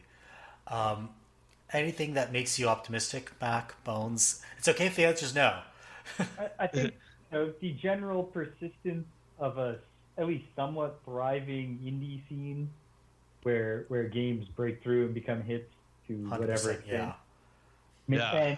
And then on a beyond the indie level, just that there are still, like, Baldur's Gate 3 is a good example of games that really seem like they were crafted by a studio that had a specific vision of a type of game they wanted to make, and that those find an audience and break through and become big hits.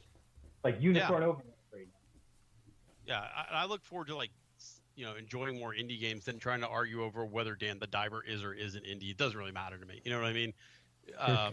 Just more like cool, unique that's what I'm looking for. Yeah. games that like we can all try to enjoy. Yeah. Bones, how about you? Anything that makes you optimistic? Myself than y'all. The proliferation of unionization in this industry. God, do we need that more than ever right exactly now? Yeah. The re-diversification of the kind of games that are being made, and the indie space is super duper struggling right now. So many studios are just saying, like, yeah, there's less funding to go around, and that's been really painful to see. But the indie space is more vital than ever. Of that, I believe wholeheartedly. Absolutely. So second part of this, what are some trends you're surprised didn't take off? I would say hero shooters. I thought we'd all be playing hero shooters right now, and Hmm. Overwatch is dying, Yeah, and yeah. there's no other It's hero so shooters. wild that not even Overwatch pulled off being Overwatch for more than a couple years. Yeah. That I think. makes. But I mean, the way things played out, it makes perfect sense. They fucked it up so thoroughly badly, but but go back to 2016 and no one would believe you that did the state of things right now. Yeah, like go back to our joke from the start of the episode. We were probably all like, when we started this podcast, we were probably all talking about how amazing Overwatch was going to be. I was a regular Overwatch player for a period of time. Can you even imagine that? I can't remember what time of the year Overwatch came out in, but I think in an early episode I mixed up Overwatch and Battleborn. And That's also hilarious. I came up with a game called Battlewatch. I'm like, oh yeah, Battlewatch is coming out soon. But that doesn't make any sense because that would mean there was also a game called Overborn, and that, Overborn. that they had clearly so does not many, yeah. exist. What was that? Paladins. There was just a glut of them. There's Lawbreakers too. Yeah. That didn't last. If I was going to say one trend that I didn't take off, to me it makes sense why it didn't, but it was being pushed so hard. It's VR. I just thought there was so much money behind it. Everybody was like, all the kinks are worked out. This is the time. And it seems like we're still talking about like next generation of VR. Boy, watch out! They're gonna get them good. I think I it's don't kind know. of settled into this nice niche, but it's a good place to play certain types of unique experiences in indies, and it's just not going to be like that home of really major titles that everyone can glom onto. Right, but like the money behind VR was a lot. I mean, Yeah. everybody was pushing it, and it just was like it felt like everybody kind of rejected it. Like there was not a mass adoption. There was never the killer app. Um, The move I- to make for VR was to try to keep pushing the accessibility and the like mass appeal of it, and then Facebook bought it and put it in a silo, and yeah. it was like, never mind. yeah, Facebook didn't fucking help anything, obviously, but Sony fucked up a lot too. Yeah, Sony. I agree with that. Oh, PS- PSVR 2 was just a PSVR 2 complete being disaster. more expensive than a PS5 console by itself, and also not being backwards compatible was the Yeah. stupidest fucking decision they ever made. Yeah. Absolutely. If you need to make it lower end, make it fucking lower end. You do not sell a VR accessory more expensive than the console it requires. Do you remember there was like that little weird window though with VR where it was like there's these Google cardboard things and like these like Samsung was giving away these like lenses that you'd put over your phone and stuff. And then I feel like there wasn't enough money to be made, and they ran away from that level of VR, right? And went back to like the goggles with the dongles, with the lighthouses and all that stuff. But I think if you were ever gonna, Dongles and Lighthouses are old school. Nowadays, it's mostly standalone VR that can also plug in if you need extra juice to run your games. But they've moved away from like the whole like Valve, not the HTC Vive, which had the Yeah. whole lighthouse type setup. And Valve came out with the Index, which had that special like hand controller. So they've tried a few different things, and they've tried to make the setups less unwieldy. It's just this is an expensive technology. It's not something that everyone can play without getting nausea, and so it's never really going to progress beyond the niche that it's in right now. I don't think. I don't know. Maybe I'll be proven I wrong agree in with 5 years. yeah, no, I mean, Yeah, I mean, it's been sinking deeper into its own niche in the past couple of years, if anything. but I've just been hearing that it's 5 years away for 25 years, you know, Sure. and I Yeah. do not think it's there. Yeah, there were a couple meaningful leaps there. Half-Life Alyx was a meaningful leap. But what the actual meaningful leap was fucking Astrobot Rescue Rescue Mission. mission, yeah. That was a game that was appealing to a broad audience, and PSVR 1 was comparatively a much more accessible piece of hardware than PSVR 2 is. Like, they should have kept building off of that fucking momentum, but nope. Yeah. Yeah. And What it was- I've heard it is wasn't Skyrim VR or Resident Evil VR. It was a completely unique experience. That's But what you needed. If we're going off of what I would have thought where we'd be in 9 years, I honestly thought we'd be all in VR by now. I mean, at least some level of it, because you were having those little free VR things, you were having little things here and there, but it feels like it went backwards. It feels like it's been less adopted now. It's been regressing. Sony messing up the PSVR 2 transition so bad is a huge part of that. And it resulted in the closure of London Studio, which Yes. is still abominable what they did to that studio. Saddled them with games that no one, like, forced them to make games that no one wanted to play, and then shut them down when those games didn't sell. That's similar to what happened with one of my favorite studios, Red Storm. And the other studio, the Firewall studio, they closed last. Firewalk. Firewalk didn't close down fully, I believe, just downsized. But I'd have to check that to make sure. So it's unfortunate what's happened in VR. I don't think it's ever going to die fully. I think it's established a niche, but that niche is never really going to grow very much at this point. LittleMac, any thoughts on a trend that you thought would be bigger? Well, I don't know if I'm surprised or if I was just disappointed it never took off, but when Nintendo entered into the mobile space and they tried with Super Mario Run to be like, okay, here, just give us $10 and you can have like a complete game that's good and we won't ask you for more money every 5 seconds. I really thought there was a chance that we might start getting better economic models in the mobile space. And that did instead That did not happen at all. The People public rejected rejected the idea of spending $10 instead of being begged to spend hundreds of dollars. Can I issue a amendment to something I was just trying to say a second ago? Sure, go ahead. I wasn't saying Firewalk Studio. I was saying the developers of the games called Firewall. Oh, okay. Sorry, I misheard. Firewall Ultra and Firewall Zero Hour, First Contact Entertainment, they did shut down. Okay, yeah. That was a second PSVR studio, exclusive PSVR studio that shut down. That's all I was trying to say. Okay, got it. My apologies. And finally, the third part of this question. What are some of the trends you're glad died? NFT gaming. Yeah, that thing is dying, thankfully. Yeah. Any of that blockchain gaming garbage, I am glad that didn't take off because that is some of the stupidest garbage I have ever heard in my life. Pay to earn, like play to earn games. I mean, effectively pay to earn, because you have to pay to like. How can this thing sustain itself unless you're paying into it? It has to be a pyramid scheme. Dear God, I'm so glad it's dying. A really depressing documentary basically about almost like a new creation of like a feudal system almost, where like people were hiring workers in the Philippines to play those games for hours on end to earn that like scraps of the in-game currency that was actually real money, and like almost like using real people to mine that stuff. And it was one of the grossest things I've ever seen. I was like, man, if this catches on, this is fucking depressing, you know? And luckily the monetization space is, I wouldn't say much better in general. Like microtransactions are a pure, deep, utter hell, and it's a hell that is infesting more and more, and affected me more directly than it had before with multiverses last year. But do not ask me how much money I wasted on fucking multiverses, guys. But hey, that game's coming back. But what I was trying to say was, I think pay to win as a specific mechanic has thankfully died a pretty hard death thanks to the Battlefront 2 crisis.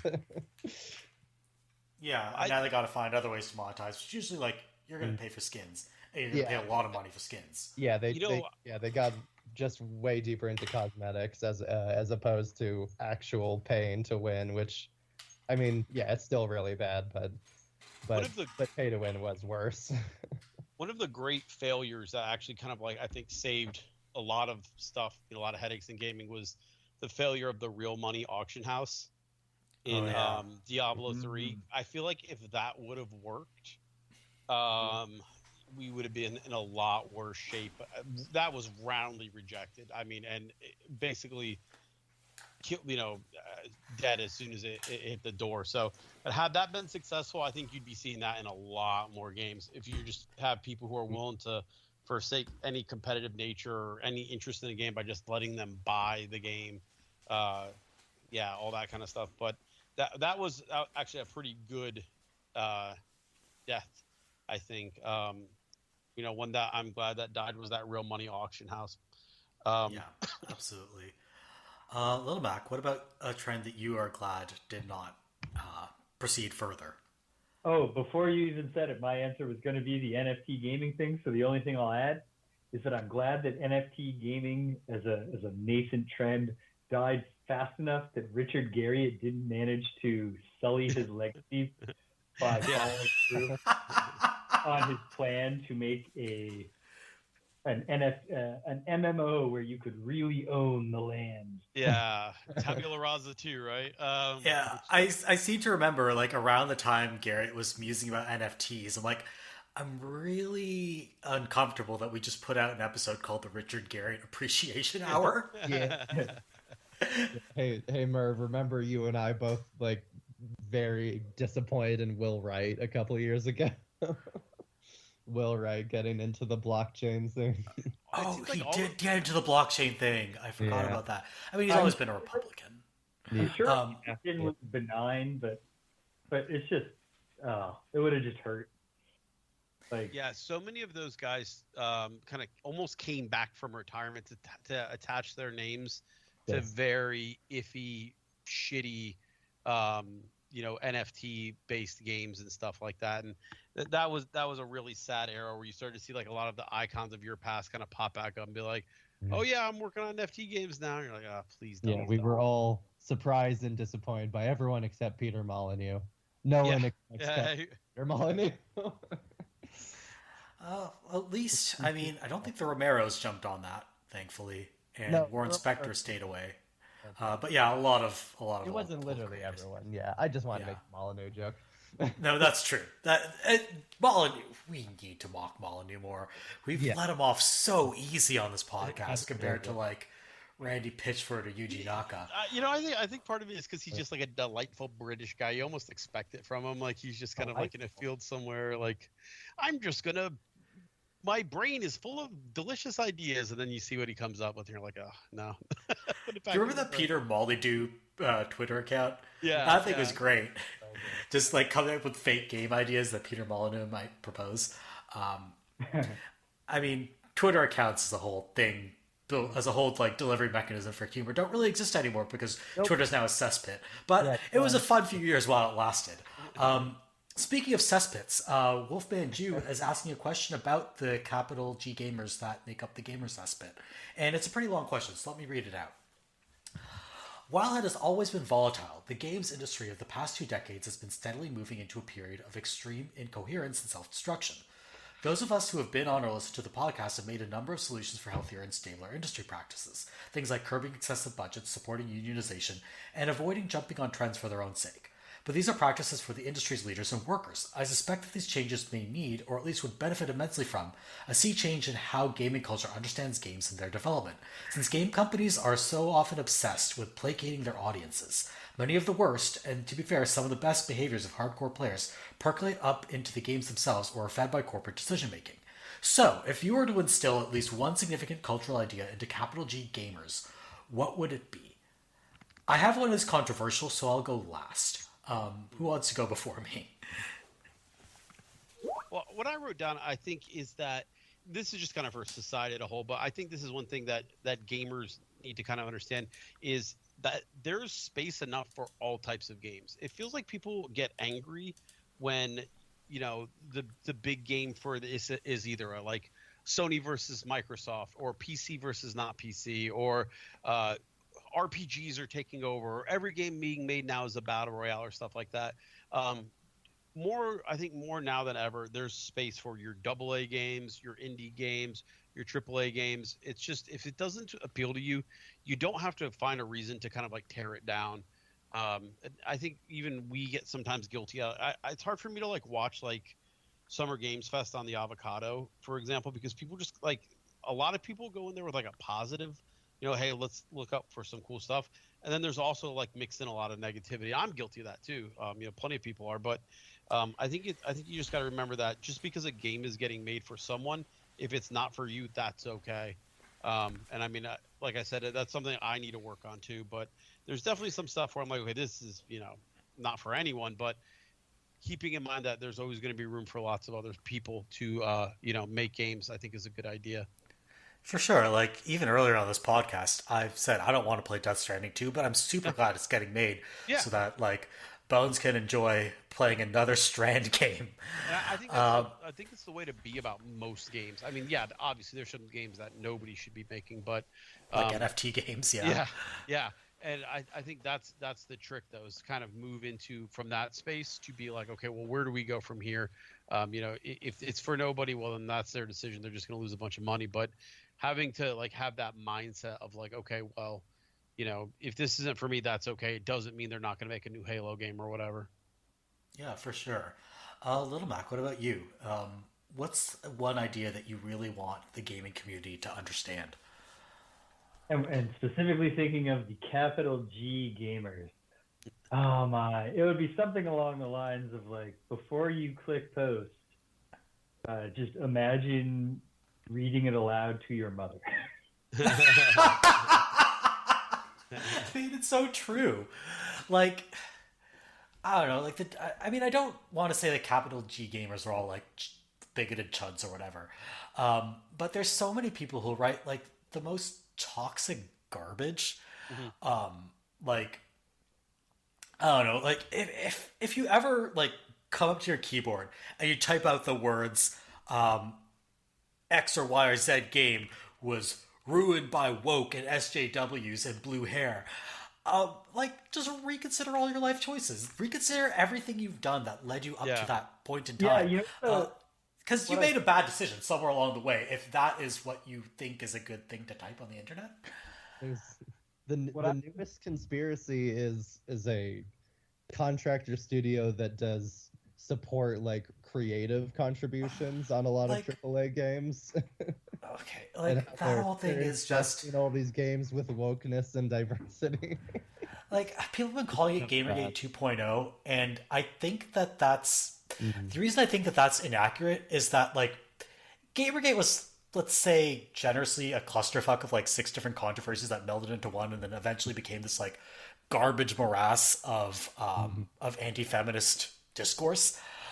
And like anything that was potentially even slightly valid about it just sloughed off as the whole thing proceeded. This whole controversy, it's not Gamergate 2.0. There's nothing here. There's literally less than nothing at the core of this fucking controversy. It's not Gamergate 2.0. It's fucking Pizzagate for gamer chuds. That's what this is. There is nothing. So like, if you're like, go ahead. I was saying, if you're like tweeting, because like if you're talking about this, you're probably still fucking on Twitter. If you're tweeting about like sweet babygate or whatever the fuck, just like go touch grass, man. Like get outside. Like don't even actually live your life instead of wasting your and everyone else's time and energy on this shit. Yeah, like I was gonna say something meaner, and then I decided to pull back because I didn't feel like putting out that toxicity into the world. But like, just reconsider the decisions that led you to this point. I can't count my blessings enough that I finally quit Twitter and spend more time of my life offline than ever. I told everybody, quitting Facebook and Twitter is, I mean, everybody's always like, oh, I got to keep a track with this. I got to keep it. Okay. I mean, but I'm telling you, I've never been more happy with my life than when I got off that shit. It does something to your brain, and it's just, I think there's certain people who just do like to argue and they don't want to admit it, and that's why they stay on there. But whenever you get past that phase of your life, trust me, it's way better on the other side. Yeah, I like hanging out in like-minded communities where I get to just like talk about stuff that I enjoy, like hanging out in the Avocado. I'm in some Discord groups. I talk about stuff with my Meat Space friends. Like that to me is a lot more valuable and interesting, and I learn a lot more than just screaming into the void and getting screamed at back by the void. So Bones, is there anything that you would like to tell the capital G gamers? I don't particularly want to engage with the capital G gamers, but that's fair. But I don't really want to talk to them. To the extent that I am going to, which I mean, I'd say the Avocado is not completely the games thread community is not completely representative of hardcore gaming audiences by any means, but somewhat so, certainly. I'd say a lot of them could probably be classified as hardcore gamers in the strictest sense of like, yeah, you're spending X number of hours a week gaming or whatever. You buy this many major games a year.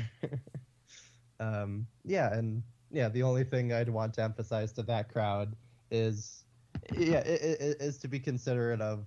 Is the same thing I'm already trying to do with my work and my comments, which is to be very considerate of the practical reality of and the practical demands of game development. Gaming development is really complex and really hard and really expensive. Yeah. And it takes a long time, and we all just need to, like, a lot of this is intermixing with issues of capitalism that we can all be critical of, but let's be more empathetic to the position of developers, even the ones that are making games you don't like. Yeah, none of the things you don't like about the game you're playing were likely put in there due to the malice or laziness of the people working. Exactly. Yeah, like the lazy dev myth is one I would like to burst. If things go awry in game development, it's usually like mismanagement happened during development, or they ran into some technical snag that was really hard to overcome. It's never like, oh, they're lazy, they just didn't want to fix it. Yeah, neglect and malice at the developer level is not that common. It simply isn't. Yeah. And we need to accept that. So the lesson that I would like to impart, and this is where I think it's going to be a little controversial. It's that, so in the wake of the mass layoffs we've been seeing in the games industry, a lot of the solutions that folks have proposed have kind of revolved around, well, everything needs to be downscoped and everything needs to be more modest, and all these companies need to go back to basics. And I just want to say, if you think that's going to save jobs, you don't really understand where the expenses are coming from in game development. Like I think this comes from this perspective of people thinking like, oh, they need to make worse graphics. Well, if you make worse graphics, it's not like there's a dial that you turn on a machine and that like processes the graphics, and the more you turn the dial, the more money you burn on the graphics. Like, that's not how it works. It's you're hiring more or fewer people to work on this project.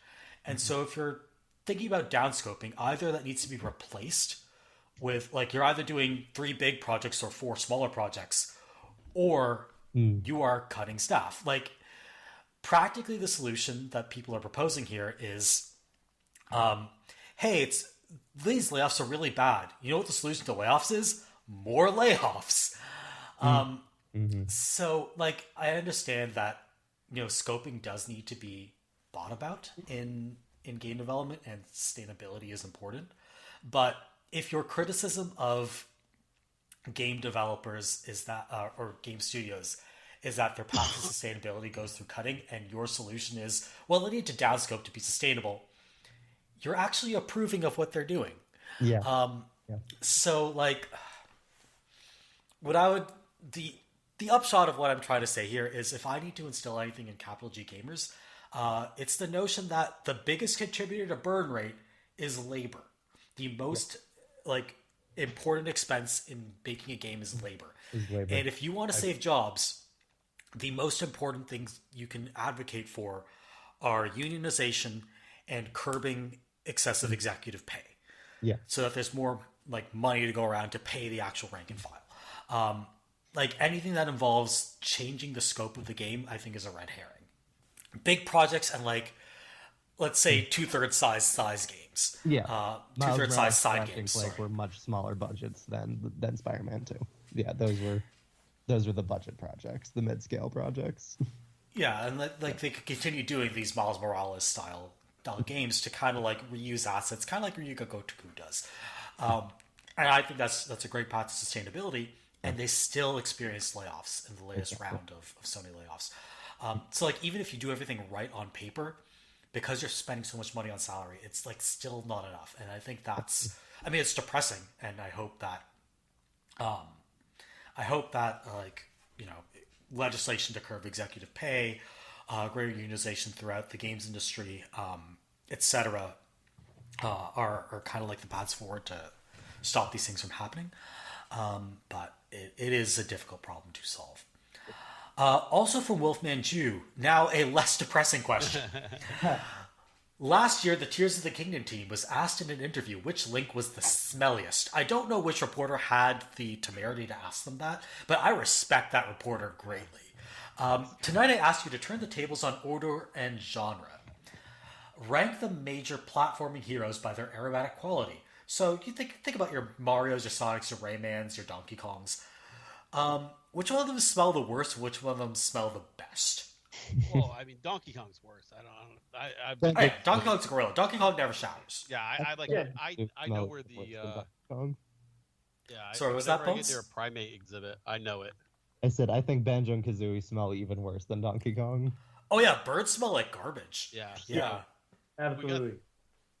Yeah. Bubsy- And also, if you're a bear with a bird always on your shoulder as you're running around, not to get too crass, but that bird is just shitting down your back. Yeah. That backpack must just be like, there must be like this white layer on the bottom. That backpack is a literal cesspit. Yeah. Yeah. I mean, I've got to guess that Rayman is the best smelling because I don't know that he has a body. He smells weird for sure. Like Rayman is ozone or something, right? Sometimes Like, one Yeah. thing- for sure. like Mega some Man kind of- probably has an exhaust thing somewhere, so he's probably pretty smelly. No, I It's think Mega probably Man like is us. like scentless, or possibly like has a like applied scent, like Mega Mario Man pro- is like vanilla or something. Mario probably smells like mushrooms. That's a very awful smell. I can smell mushrooms. I think really Mario. Yeah, I think think Mario I'm smells like the average young adult, whatever you take that to mean. I think Mario strikes me as somewhat like, it depends on the Mario. I think Sure. Odyssey era Mario overuses Axe spray. He's in I his think dark that phase. there's not body odor like that in the mushroom. I think Sonic is the Axe body spray guy. Oh yeah. Okay, yeah, you're right. Sonic is definitely like just Absolutely. he's going to the locker room. He's like taking the can of Axe. He's spraying the entire can over himself, and then like I mean, the only person on the planet who can stand that is Amy, right? So I And feel like animal with attitude. So Bubsy too. Also, it's just Bubsy's Mm. Wow. Oh wait, you know who uses Axe? Knuckles. Knuckles is like all up in that Axe. sure. You know, And Tails is probably like using his natural deodorant. Like, this is what you should use, guys. And Knuckles is like, no way, I'm all about the Axe. And I don't know a lot about burlap, but my instinct is that Sackboy doesn't smell good either. Sackboy is Oh, yeah. filthy because he's absorbing everything he touches. I feel like the worst isn't listed on here, and that would be Crash Bandicoot, right? I feel Oh like yeah, I forgot about Crash Crash, Bandicoot. Crash reeks. Crash, You yeah. smell Conker. Crash. He's never washed before those you see it. Jinkos. Oh no, he's terrible.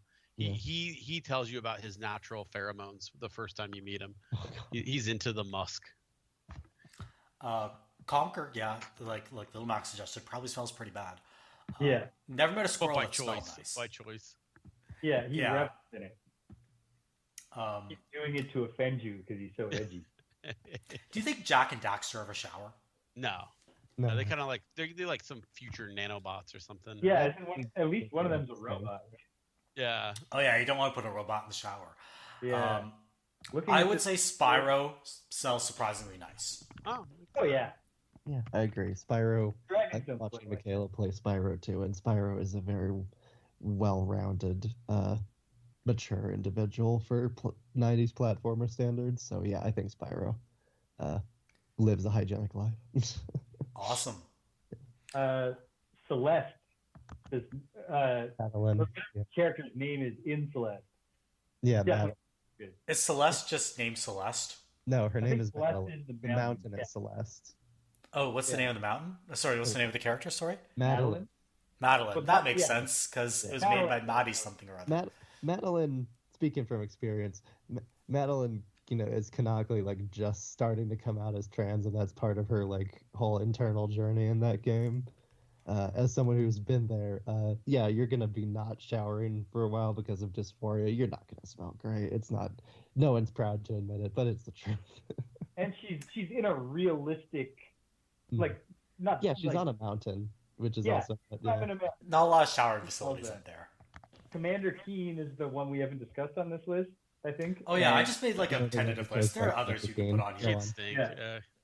Commander Keen- Commander Keen strikes me as the kind of guy who's like, no, Mom and Dad, I don't want to take a bath. I'm going to drink Shikati soda and eat donuts. Yeah, so that strikes me as the kind of guy he is. He's too busy fighting aliens and drinking pop to... Yeah, when he's on a quest, he's not taking a bath. But like maybe between games, his parents can exert some control. Because he's a kid, right? Oh, he's 7. Yeah, or is he when 8? I forget. Left to his own devices, he is not optionally taking a bath while he's like on Mars. I mean, he does swim in Commander Keen 4. You need that wetsuit, right? But I suppose like you pee right in the wetsuit. That's how wetsuits are supposed to work. So I guess he's probably not that clean. From Lamb Dance, what do you is the most consecutive hours you've sat down and played one game for? I think there's supposed to be the word think somewhere in there. Did you have to transcribe it that directly? I literally forgot to fix the typo. Fair, we were all So I was just reading it out like Ron Burgundy style and completely forgot to add a word in there. Classic Gamescast moment. I think I maybe just under 3 days. Like 70 hours is probably my longest. But I used to play EverQuest, so that I think that's probably average for EverQuesters. But were there showers in between, like meals? I mean, like, so I would give my little brother like the mouse, and I'd be like move, and I would go like move my character so I wouldn't get logged out. But other than that, yeah, like showering and eating, but like frantically running back to the computer. I was waiting for a very rare spawn for my cleric epic line, and there's like a time frame where the character can spawn after a certain character dies. Anybody who's ever done this before knows exactly what I'm talking about. It's the Lord Nagafen spawn. Very, very, very, very frustrating. But like I had like a crew of like 80 people that wanted me to get this thing. So I felt like I owed it to myself and them to get it. I literally had a call list like for when he did spawn. Like you remember like how phone chains used to work. Like I call someone, they call 3 people, they call 3 people. Like that's exactly what happened. Phone trees, I remember those. So like the second this guy spawned, like calls went out across the United States, and people were like there at 3 a.m. to help me kill this guy. That was probably the longest I did was 3 hours just sitting there staring at a screen of nothing. So. All right. Yeah. For me, I think the longest I've ever spent like just playing a single game in one go was for the Gamescast back in, I think it was 2022 when Xenoblade Chronicles 3 came out. I wanted to finish it before the year-end episode. So before we recorded that, I think I spent like 12 hours straight finishing it up so that it would be done before we recorded. But like I normally can't play a game for like more than 2 hours at a time before I'm just like, okay, I need a break. Yeah, I much prefer shorter sessions. 2 to 3 hours. But for me, I would say I definitely haven't done a day or multiple days. Goddamn Kappa.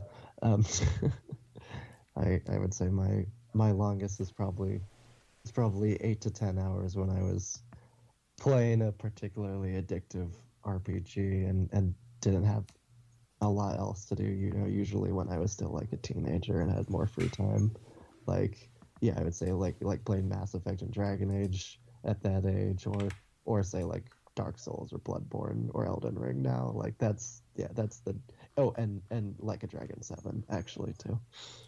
Oh yeah, that game I played. That game I played a lot of because I played that nonstop for a couple of days because I had just lost my job, so I was like, I got nothing better to do. Getting laid off will give you a lot of time to play games. LittleMac, what about you? What have you played for a long period of time? Well, I can't think of a specific count of hours to assign to a specific session, but I'm sure that I've had some pretty alarming Souls-like sessions, especially because that era of gaming is not my youth. It has been the period of my career actually existing and having a job, and I've still managed to have some real long sessions there. And then I also remember before I played Chrono Cross, I did Chrono Cross on my stream, and I decided as like an episode 0, I would do the Radical Dreamers visual novel game that's sort of in between Chrono Trigger and Chrono Cross. And I wound up getting sucked into it and doing the whole thing, and that was like a 5-hour. So that was not just 5 hours of gaming. That was 5 hours of gaming where I read all the text aloud, doing voices, and then when there wasn't text, I was commenting on it. Interesting. Yeah, like a stream is a whole other beast because you're like interacting with people while playing. That's like that would be like that's a lot more draining than just kind of yeah. It was pretty intense. I had a good time. It was in the summer. I was on vacation, so it wasn't the kind of bad. Many of my longer gaming sessions are like really dreadful experiences. When I reflect, like I come out of them and I go, oh no, I'm supposed to do like I have a job. I'm supposed to be doing things. So that one, that's my happy going long memory. Radical Dreamers. For sure. All right. We've got one last set of questions from Frostbite. And he asked 5 questions, but I'm going to pose 4 because he asked a question about the best hate mail we received from definitely not Randy P at notgearbox.com. We haven't received any hate mail. We haven't received any mail. So, like, you know, if you want to send us hate mail, go ahead. We'll ignore you. We might, like, drag you on the podcast for being an idiot. But, yeah, we haven't received any mail, so that question doesn't apply. That being said, since you've been doing the podcast, what has been the most surprising development in the gaming industry? I mean, I was thinking about this one, and you know, we haven't been doing it for 100 years. We've only like 9, but I think the biggest one that I've noticed, especially, is the switch away from physical media. You know, and I know people have mixed, you know, feeling about that, but like, you know, everything going from when Microsoft kind of announced, hey, you have internet connections, what do you need discs for, to now like everything basically going in that direction. Steam kind of dominating PC gaming for so long now that it's a default. You know, the move away from physical has been kind of sudden and shocking. I wouldn't have anticipated in 10 years we'd be where we are now, where like, you know, Sony and Microsoft are going to be releasing consoles without disk drives very, very shortly. We've kind of got there a lot quicker than I would have thought. So much of what sank the Xbox One's launch has become fully normalized. Yeah, I completely agree. I'm like, all that stuff now would be like, oh yeah, of course you're going to do that. That's normal. But back then that was like, how dare you? And it was just ahead of its time. That's a big part of it. And it was ahead of its time. People didn't want it because it was too far. But I mean, I think the U.S. just reclassified broadband to be 100 meg instead of 25, I think. So now when you're seeing all these, like, you know, services selling broadband, they've got to up their speeds. So I think as that kind of continues more and more, it's harder and harder. Now Canada's a different ball game because you guys have data caps. That's normalized there. No, we don't have data caps anymore. Oh, really? Okay. Thing. Well, we have data caps on mobile, but that's also in the States. Oh, really? Yeah. And even on mobile, like my mobile plan has a 5G cap. But when I max out my 5G, I just get free, like LTE or whatever. Oh, so like it switches over when you hit your cap or whatever? Yeah. Yeah. I mean, I think LittleMac has that. I don't have that. I just have a standard like data cap. But mine's 14 gigs for what I pay. And I have no data cap on my upload download for the internet. Like internet, the thing about internet here is when I left Canada originally, internet here was just utter garbage and we had very strict data caps. And then by the time I came back, I was getting better service here than I was in the States. Oh, really? Yeah. Yeah. So things changed pretty rapidly in Canada. It's provider to provider here for the most part, I've noticed. But, you know, one of the best things you can do is get locked in with a company that really just kind of is moving to a new area and they need you there. And, you know, because of that, you get kind of locked in. And New Mexico is still a very underserved part of the states, but my internet is vastly improved from where it was when I first moved here, and that's come with trade-offs. Yeah, we do have a data cap that is literally just like you get $10 for an extra like 100 gigs or whatever if you go over your limit. So that's not fun, but it is what it is. It's so much faster than it was when I first started doing the Gamescast. Yeah, yeah. I mean, just the speed you notice it. You know, It's where it very used to be noticeable. normal to, Yeah. well, like I think like 100 was fast for a long time, and now like 100's kind of like on the lower end. You Yeah. just kind of notice like right away that the speeds are just kind of ballooning left and right. Yeah. For me, the most surprising development was I remember when we first like started the podcast, and then the first like the Nintendo Switch reveal happened, and I remember being really skeptical and thinking, okay, it's going to do better than the Wii U, but it's going to be like at best a modest success, and that thing just blew up. Mm-hmm. That was a huge surprise to me. I did not think that launching a console with, I think they launched with 4 games. They launched with, and only one of which was exclusive, which was one to Switch. It didn't matter that Breath of the Wild was exclusive though. Like obviously. Yeah, Breath of the Wild technically not exclusive because it was also on Wii U. But no one bought it on Wii U. Except That's true because 5 people owned Wii U. So like you could only go up from there. I did not anticipate that thing becoming a runaway success, and like it's been a pretty good ecosystem for me. I wouldn't say I've had a love-hate relationship with my Switch. It's been more like a love-indifference relationship. But I'm glad, and I'm glad for its success, and I'm glad that it has served the indie market so well. Totally. Yeah. Yeah, Switch has been in a weird spot for me as a console. I enjoyed it kind of when it came out, but me and Nintendo just I don't know, like I'll experience a Zelda game for a little bit and be like, okay, that's enough. Like I don't feel the need to like 100% complete them. So it's hard for me to judge, but I feel like this generation has definitely been better than the Wii U, but putting it up against the Wii, I feel like it's kind of, I don't know, more or less equaled out, I guess. Yeah. It's obviously better than the Wii, but okay. Well, I mean, we had a lot of crossover. I mean, that stuff was in like, you know, retirement homes. People like my mom owned a Wii. Yeah, but that's never mind. It doesn't matter. Yeah, I mean, I think it had a very specific. I shouldn't say very specific. There was a lot of shovelware on that thing. I mean, there's a lot of Switch shovelware. Don't get me wrong, but that like doesn't percolate up to the top. It's just like you shop garbage that 5 people buy. The Switch shovelware is not different than the shovelware in Xbox or PlayStation either. Those storefronts are basically identical. I mean, we don't have Life of Black Tiger on Switch, and that game is incredible. Score One for Sony PlayStation, who put that trailer on their official YouTube channel a few years ago. Oh, really? Yeah, that was hilarious. Didn't they also add that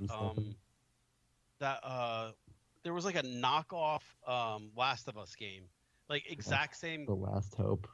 Yeah, something like that. Yeah. Yeah. I remember seeing Yeah, that wasn't like an official advertising partnership like with Life of Black Tiger. That was just a game that I believe was on Switch and then got taken down, I think, for copyright infringement. Yeah, I'm not entirely sure what happened there. But yeah, you're not playing the knockoff Last of Us on Switch anymore, as far as I know. But Digital Foundry played it and went down like right after that.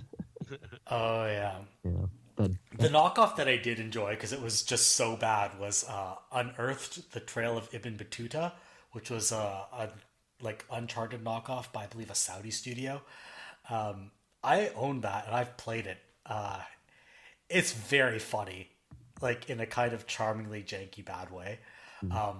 The last sequence is an automobile chase, but it's all like you're driving through like a single track as you're kind of evading the cops. You're driving around in a grid, and I think you just drive around for 5 minutes straight until the dialogue ends, and then it's like, you evaded the cops, congratulations, and then the game ends. Yeah, really janky garbage, but kind of in a funny, charming way. What about you, Bones? What has been the most like surprising development in the games industry for you? What has been the most surprising? I mean, is COVID cheating? I don't think it is. Okay, then COVID. Yeah, like literally no one could have seen coming that a global pandemic would proceed to like turn this industry on its axis on 6 different levels. That it would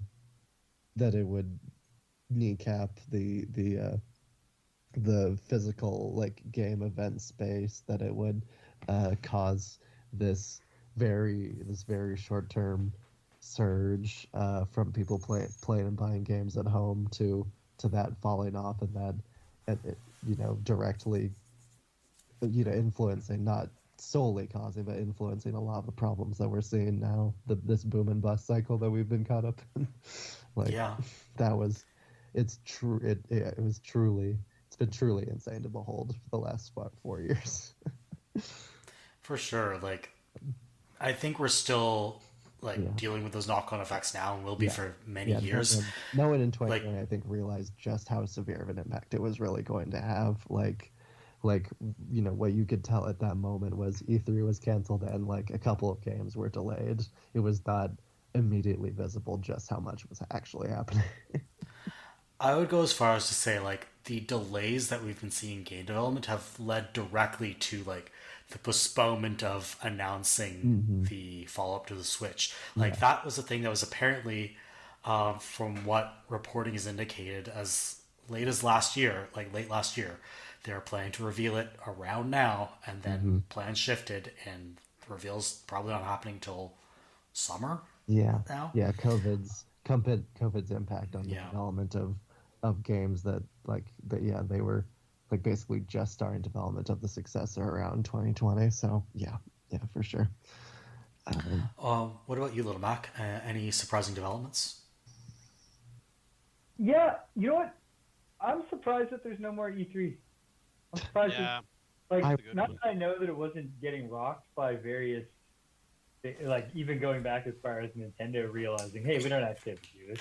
I was gonna mention this for the games cast memory section. Like not to revolve entirely around my own presence on this show, but one of my first big episodes was E3 2019. We all made fun of Avengers. We talked about the Ouya. Oh, the Ouya. A good time was had by all, and it capped off with Kappa saying, "Let's raise the money to all go to E3 next year." Oh yeah, it's such fun. That didn't happen. Not the last E3. And I think, I was a naysayer of E3 for a long time, but no one would have expected that something completely out of left field would be the thing that actually ended E3 for good, that just never let it come back properly. And that's one of the reasons I give Jeff Cayley a lot of like leeway with what he's been doing, because I don't think even he expected to be the source for gaming news. I think this kind of fell into his lap. He was an E3 partner at the time. He was doing like a show at E3. Now he's doing the whole thing, and a lot of people expect for him to like address, like the layoffs and stuff. And I think that's hard for him to do, because that's not what E3 was, and that's really what he's copying, right? There was never going to be a panel at E3 where they talk about layoffs. No, it's marketing is always going to be marketing, but right. And I think it's more like he didn't bring it up at Game Awards, and I think that was unacceptable. But I don't expect like Jeff Keighley to be talking about it day in day out on Twitter or whatever. Like I get the hustle and grind. Right. It's just like when you've got all the developers, maybe acknowledge that they've been through some tough times lately. Yeah. And I think the hardest part for me to kind of reconcile with E3 being gone is now you've got all these little weird shows, and if you're just trying to keep up to date with stuff, I don't remember stuff like I used to. I forgot there's a Death Stranding too, and I feel like it's much harder to keep track of everything. There's no consolidation to it. It's just kind of there's just always a couple things happening, and that was literally the cause of my whole career starting. I made the news roundup because there was a billion different separate small gaming events in 2020. Even Nintendo alone is like, I don't know if there's like a release rhythm to their directs, or if it's just now we've got something to talk about. So it was literally always February, June, September for years and years and years, and it's only gone started to get a little more shaken up these past couple of years, just because of things like first COVID and then like clearly them like shuffling their plans for the Switch 2 last minute. Yeah. Like, yeah. So a couple of points on this. Kappa mentioned like Keighley breaking off from E3, and Keighley has been a little coy, but he's kind of revealed that the issue with E3 was that the ESA just refused to expand their digital offerings and have like an online presence to the convention that would be useful for developers and press alike. And the other thing he did not like very much that they were doing was involving influence. Like Keighley, for all him being now just a marketing guy, is very, very like I don't want to say enamored, but believes a lot in traditional media and does not like the newfangled influencers very much. And so when ESA was making, sorry, and E3 was courting influencers in its last days. Yeah, it had a whole like influencer thing planned. The words he used was like they were going after TikTok influencers. Yeah. Like, TikTok influencers were the exact words he used when he was interviewed by the Friends Per Second podcast. And so like I get why he got frustrated and left, because TikTok influencers didn't really end up saving E3 in the end, did they? No, Yeah, and I The think other point that was like a desperation move at that point, right? Because they were they need to be courted way earlier if you wanted to do anything meaningful with them, right? Right. And sorry, to LittleMac's point earlier about Nintendo kind of clocking out of E3. So the thing about Nintendo is they clocked out of the stage show. Like they stopped doing stage shows, but they still had a very large floor presence there. And once the floor part of E3 got less and less important, well, then Nintendo saw no reason to stick around. But the first to pull out of the floor entirely was Sony. Right, the year before. Yeah. They did the same thing at PAX too. I remember Sony kind of disappearing at PAX, which was kind of an interesting change of events, because PAX was soft E3, right? You didn't really have the media focus. You didn't have to have the hard announcements. It was just, hey, come play games type stuff. More of a trade show, I think. Sony going so hard on that transition so quickly is like in hindsight is still jarring, because they still don't have the strongest command of their digital market. Yeah, they really don't. And like it took Microsoft a while, but I think Microsoft finally has gotten the hang of it in the past couple of years. I can't tell you how many times when I was still on Twitter, I would see people like complain about the branding confusion of State of Play versus PlayStation Showcase. Why have two? I still don't know the difference. I don't know the difference either. Yeah. Why have two separate labels, and why are they not that distinct from each other? And why would you do State of Play first and then undermine State of Play by starting PlayStation Showcase? None of it makes any sense. I don't know what the difference is. I just occasionally watch the videos, but sometimes I don't even watch the videos. They have no way of delivering information to me in a way that I find useful. Yeah. And I think that is, that's a downside, because it means I don't know what's going on in the PlayStation ecosystem. I'm less likely to go eventually pick up a PS5 if I don't know what's going on there. I don't want to say they got arrogant, but I think they've totally gotten arrogant. Like, it's not PS3 level bad, but they have been getting more arrogant. Yeah, I agree. What I was going to say along those lines is, I think they... An arrogant person. So, yeah, he was. And really was. Now he's pretending he was humble all along as he passes the baton to whoever has to deal with the mess he left behind. But, like, I think they thought that they had a better line of communication directly with their audience and didn't realize the facilitating role that games media played in delivering their message to gamers. And now I don't want to say they're paying the price, because they're doing pretty well this gen, let's be real. But they could be doing better. They're still underperforming by some significant measure, which is maybe they wouldn't have had to lay so many people off. Yeah. I saw that news, and it looks kind of like what they had like an explosive, out the gate, and then it just kind of slowed down way more than they expected, with people kind of, hunkering down and saying, I don't need to push the gen just yet. Mm-hmm. Yeah, That's like I mean, I've got to spend money on a bunch of other things. Like I'm probably buying a new gaming PC soon. That's Ooh. like, money I'm not spending on a PlayStation. Yeah. Thank God I'd stay all right. in the PC market, man. I get the advantages of it, but I'm so glad I don't have to worry about that. It's a whole thing. I lucked out. So I'm actually going to skip over a couple of these in the interest of time because I think we'll kind of discuss them in memorable podcasting moments.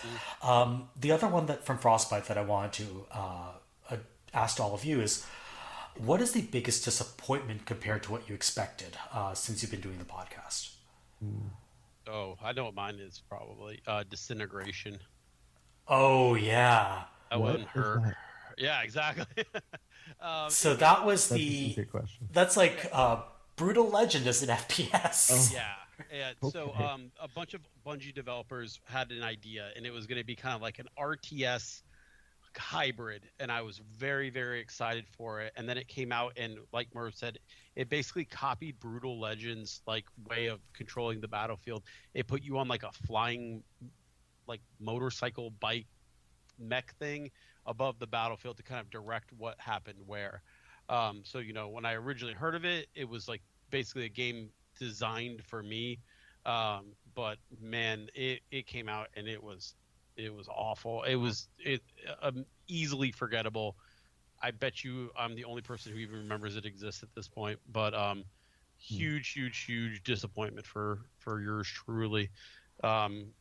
And I don't think Private Division's made or will be making anything since. No, they put out a bunch. I think yeah. Human Ancestors of Humankind Odyssey came out after that. Private Division also, I believe they published Penny's Big Breakaway recently. Yeah. Oh, okay. It's a publishing label. Yeah, that publishing label's still going. They are, but okay. the studio that made Disintegration, I think they disbanded. I'd have to look that up. I forgot that they did like the they distributed Hades too, so I mean that makes sense. But Yeah.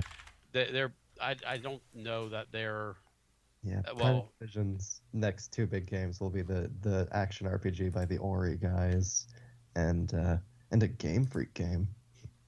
well it yeah. definitely destroyed whatever V1 Interactive was. Yeah. Sure. Pretty Yeah. small studio, a lot of former Halo guys, and man, it was. It's still because the grab cycle idea sounded really cool. The RTS angle of it, there was like a multiplayer. You had a crew that you could build. Everything was all kind of, but yeah. But this was by the guy who basically, the co-creator of Halo. So this wasn't like, some nobody game, and it was painful. Mm-hmm. Yeah. I mean, I'm trying to go back to I was about to say Watch Dogs, but that came out long before we That's started so the long ago. podcast. Yeah, it was 2014. 10 years ago. Yeah. Yeah, 10 years since Aiden Pierce's iconic cap. I would probably have to go with Murder by Numbers. I know, that's going to be a niche disappointment, right? So that was the hybrid Picross mystery solving visual novel by Mediatonic. Funnily enough, the same studio that made Fall Guys also made this. Yeah, it was not good. It started off very promisingly and like this nice mixture of Picross and camp storytelling, and then became extremely didactic and in its plotting and its storytelling and its prose. And then the Picross puzzles became exceedingly complicated, and the interface just did not support the complexity of the Picross puzzles. And what should have been a nice, tight 15-hour experience became, for me, a 50-hour experience. Ooh, wow. For a puzzle game? Yeah, and by the end, but the last little bit of that game, I had... I just had the avocado open on a second monitor, and I was just, chatting away on the avocado, and, every 5 minutes going back to the game and, progressing it 5 minutes, because I just could not stand it. 50 hours is a long game, period. You know what I mean? Unless you're coming to hit me with a fresh puzzle every, I couldn't imagine. That would have been 40 hours if I didn't Still, start yeah, just giving up I think on 20 it. is that sweet spot, right? Anything past 20, yeah. 20 is a lot for a puzzle game. Like, I like puzzle games nice and short, around like 8 hours, but I'll do up to like 15, 16 easy. But anything beyond that, I'm just like, no, too much, man. Yeah, so that was a big disappointment for me. What about you, LittleMac? So this is a little silly, but if I look back to the earliest days of the Switch, one thing that I was sure of, you know how if you think of classic fighting game series, they really come into their own with the second one, Street Fighter 2, Mortal Kombat 2, Soul Calibur instead of Soul Edge. I was so sure of how great ARMS 2 was going to be.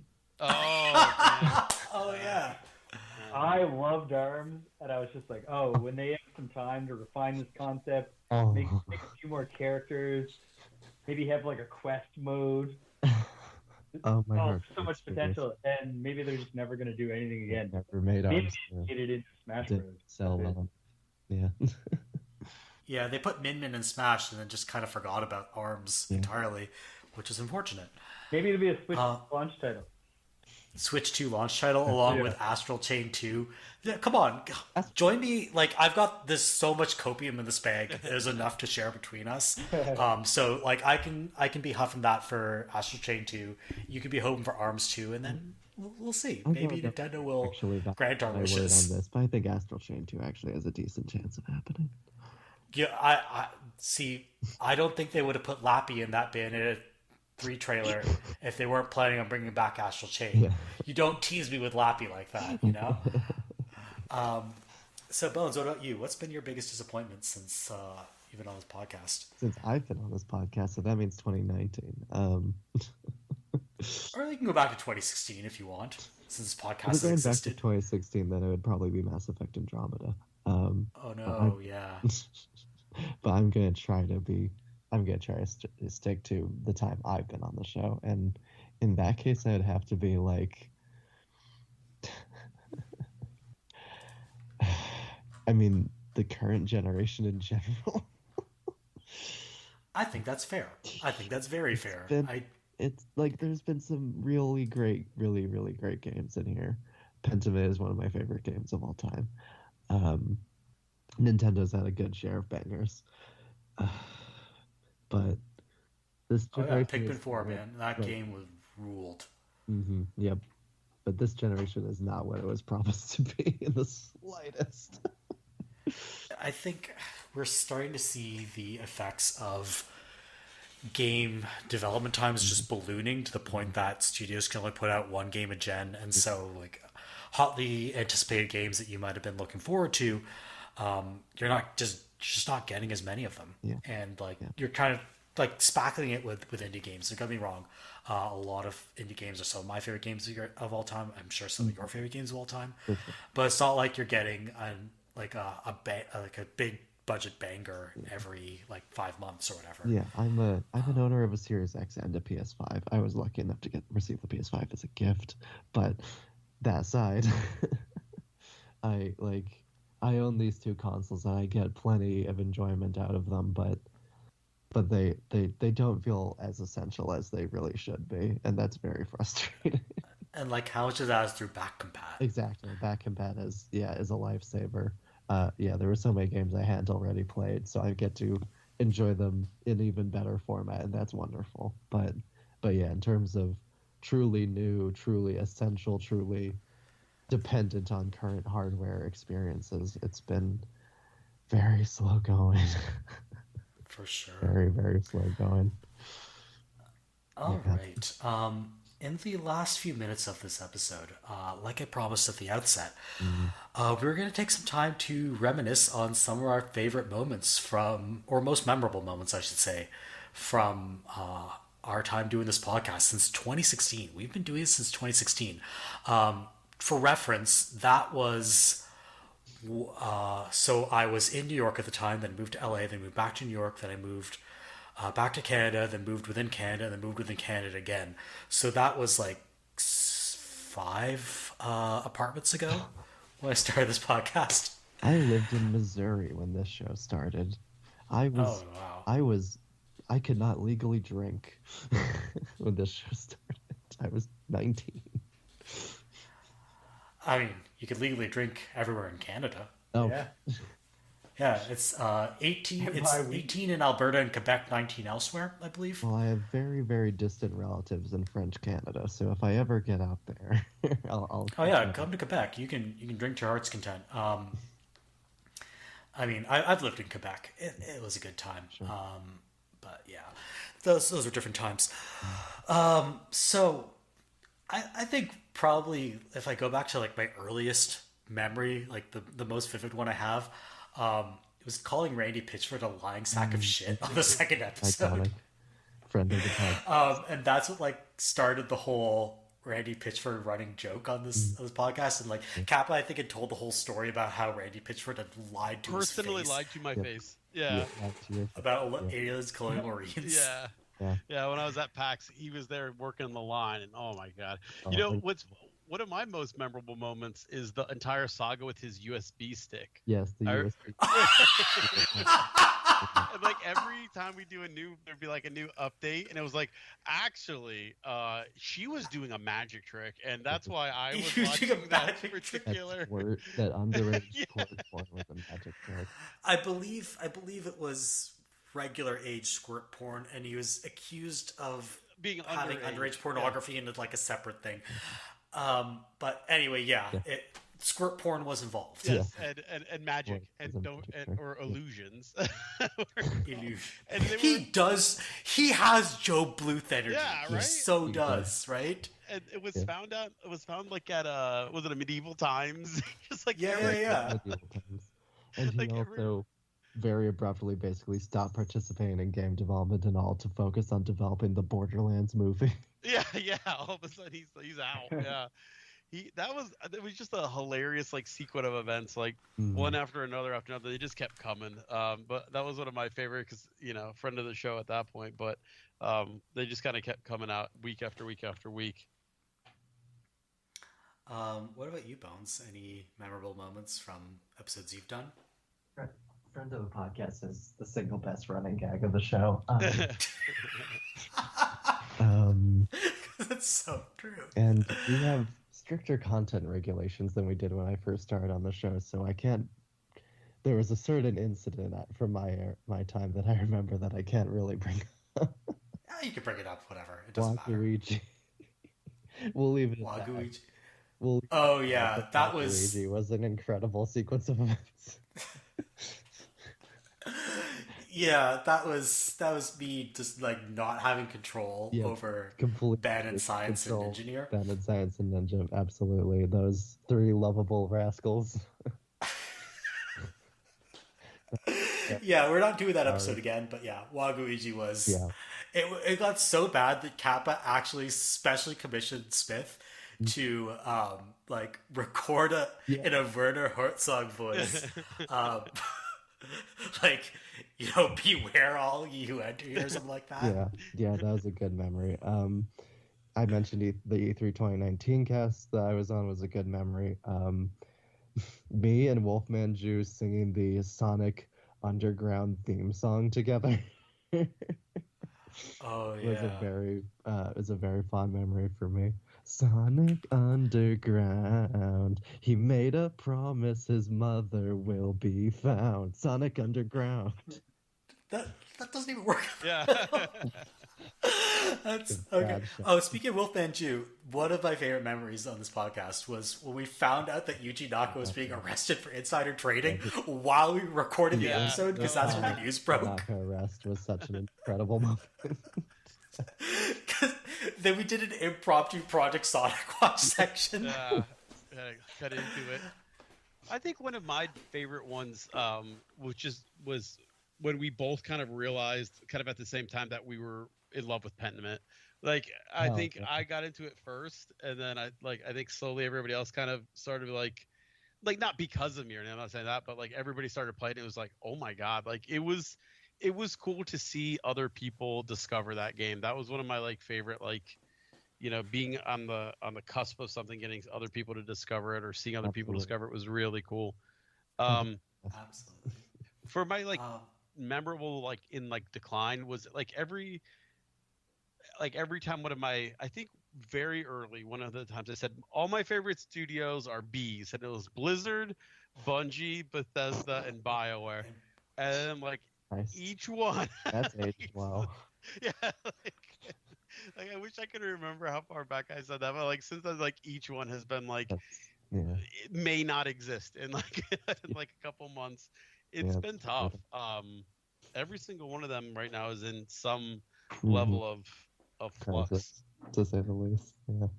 And then And for me, like it's tough for me because this is the first like Bethesda Game Studios game I've actually liked. Yeah. Starfield. yeah, I liked stuff. And like I had a good time with it, and I get why it's not everyone's cup of tea. Don't get me wrong, and I'm not like in love with it. I just kind of liked it. Yeah. But it's sad that when they finally cracked the code for me, that's when everyone else is like, "This is terrible." Yeah, it And was I'm very like, unfortunate timing. I've been saying for the last 6 months, like, where were y'all when Fallout 4 was the worst game they ever made? yeah. Because I truly think Fallout 4 is much worse than Starfield. Starfield, I think, is maybe not fully realized, but with every patch, it seems like it's getting more and more there. But I think Starfield at least has a story that people generally like. Yeah, Which I don't think we can say of Fallout 4. I think with and a lot of with other Star- I think Starfield people either fought with or against the mechanics, and that's kind of where they got into it. But Yeah. Bungie's in a tough spot. BioWare, I mean, I don't know. If Dreadwolf doesn't hit, Yeah. that studio's done. They're doomed. Yeah. I go up and down on Blizzard. I hope things get better under Microsoft, but I mean, it seems like so much of that shit is baked into them at this point that I don't know. It's a weird time for like those literally are like my favorite studios, the ones that kind of like brought me up through gaming the most, and seeing all of them kind of in different shades of disarray has been kind of tough. And then for my own personal one, I remember when my second kid was born, I think we did a podcast like the next week, and like he was sleeping on my lap and stuff. But also every time I've been sick, like whenever I get a sinus infection and it's like we record through it, I'm like coughing her, and then I listen to it while I'm editing. I'm like, wow, I sound so weird. But like those are always like I always remember the ones I was sick for. Yeah, I've been sick for a whole bunch of these. I think there's one episode where we couldn't edit out all my coughing. Yeah. And we just like had to put it out there. Yeah. LittleMac, what about you? What have you enjoyed or remembered since starting doing podcasting with us? Yes. So I believe this is the 4th episode that I've been in. So I only appear in 1/25th of the episode so far. Good number. I'll try to. That's 4%. Yeah, I'll try to improve that rate for the second 100. And so I don't know that it's not so much a podcast moment, because I'm sure nobody listening to the particular episode, which I think is episode 90, is hearing it most of the time. But it was the most recent one that I was on with the two, with you and Kappa and Andy. Andy Tuttle? Yep. Yeah, and we just blew we got so into the conversation that we blew well past the agenda timings and Atlantic time, for those of you who don't live on the very, very eastern edge of Canada, is ahead of regular people.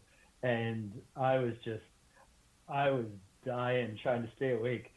And so like there were moments where I did the thing where, you have fallen asleep and it is only the sudden change in momentum as your face like falls towards your keyboard that you awaken. And yeah, so that like stands out in my mind, both because I really enjoyed our conversations about the games we were playing and then about Dragon Age 2. Yep. And I've been walking around since then, because my game I was playing during that episode that I brought up was Dungeons & Dragons Pool of Radiance. And then we got off on Dragon Age 2, and then it was only the next day that I woke up and was like, there are so many parallels between Pool of Radiance and Dragon Age 2, and I wish that I had gone on a 5-minute monologue about them, but I was too tired to realize that we were talking about a second city-level scope RPG about... It's always interesting though when you start to like make those connections in your head that you hadn't made before, because people are talking about it. We're like, oh my god, this game is a takeoff of this thing that I didn't even know about. That happens to me a lot with Dungeons and Dragons, because I never really grew up playing it, you know. So like to me, like Dungeons and Dragons was more like a system than a world, you know. Yeah. So like Okay. I'll talk about something, people are like, oh, like from Dungeons and Dragons. I'm like, what? What do you mean this is like? And I had no connection to it. Like I had no idea Neverwinter had anything to do with Dungeons and Dragons. And like people were like, yeah, of course it is. You know, that's Forgotten Realms. What the hell's Forgotten Realms? You know, like, but Oh my God, I had to explain to Wolfman Jew that Baldur's Gate was Dungeons and Dragons. right, yeah. Yeah. But like, Oh, wow. This actually reminded me, and I apologize for this. I know we need to get going. I have one more self-aggrandizing podcast memory to share, Yeah, sure. Go ahead. which was that I got to be the main host of an episode. oh yeah, That- yeah. Oh yeah, I believe that was when I was moving from LA to New York or New York to LA. I forget. Like New York, yeah. Yeah. Yeah. I got to be the main host of a single episode, and that was genuinely one of my best experiences I've ever had in the avocado games community. It was very special to me. Yeah, it's rare that me Thank and you Merve for can't that, make guys. it. So I believe you were actually on that episode. Yeah, I think you just couldn't organize hosting. yeah, yeah. Yeah. So Yeah. whenever Um, Merve isn't, we usually try to have at least somebody else who's gonna do like the hosting thing, and I think Yeah. that was you for that one. So that really worked out. Yeah, it worked out Yeah. well, and it really meant a lot to me, and it was really fun. I was really proud of how it turned out, and just in general, like being like one of the most prolific guests on the show has been like one of my biggest honors. It's been great having you. Thank you. And just to close out, one memory that, a couple of memories that I've really enjoyed from my time doing this podcast is we've actually gotten to interview people. Yeah. We've interviewed Admirax about what it was like being involved with Mixer. We've interviewed Scott Lagrasta about his game development career.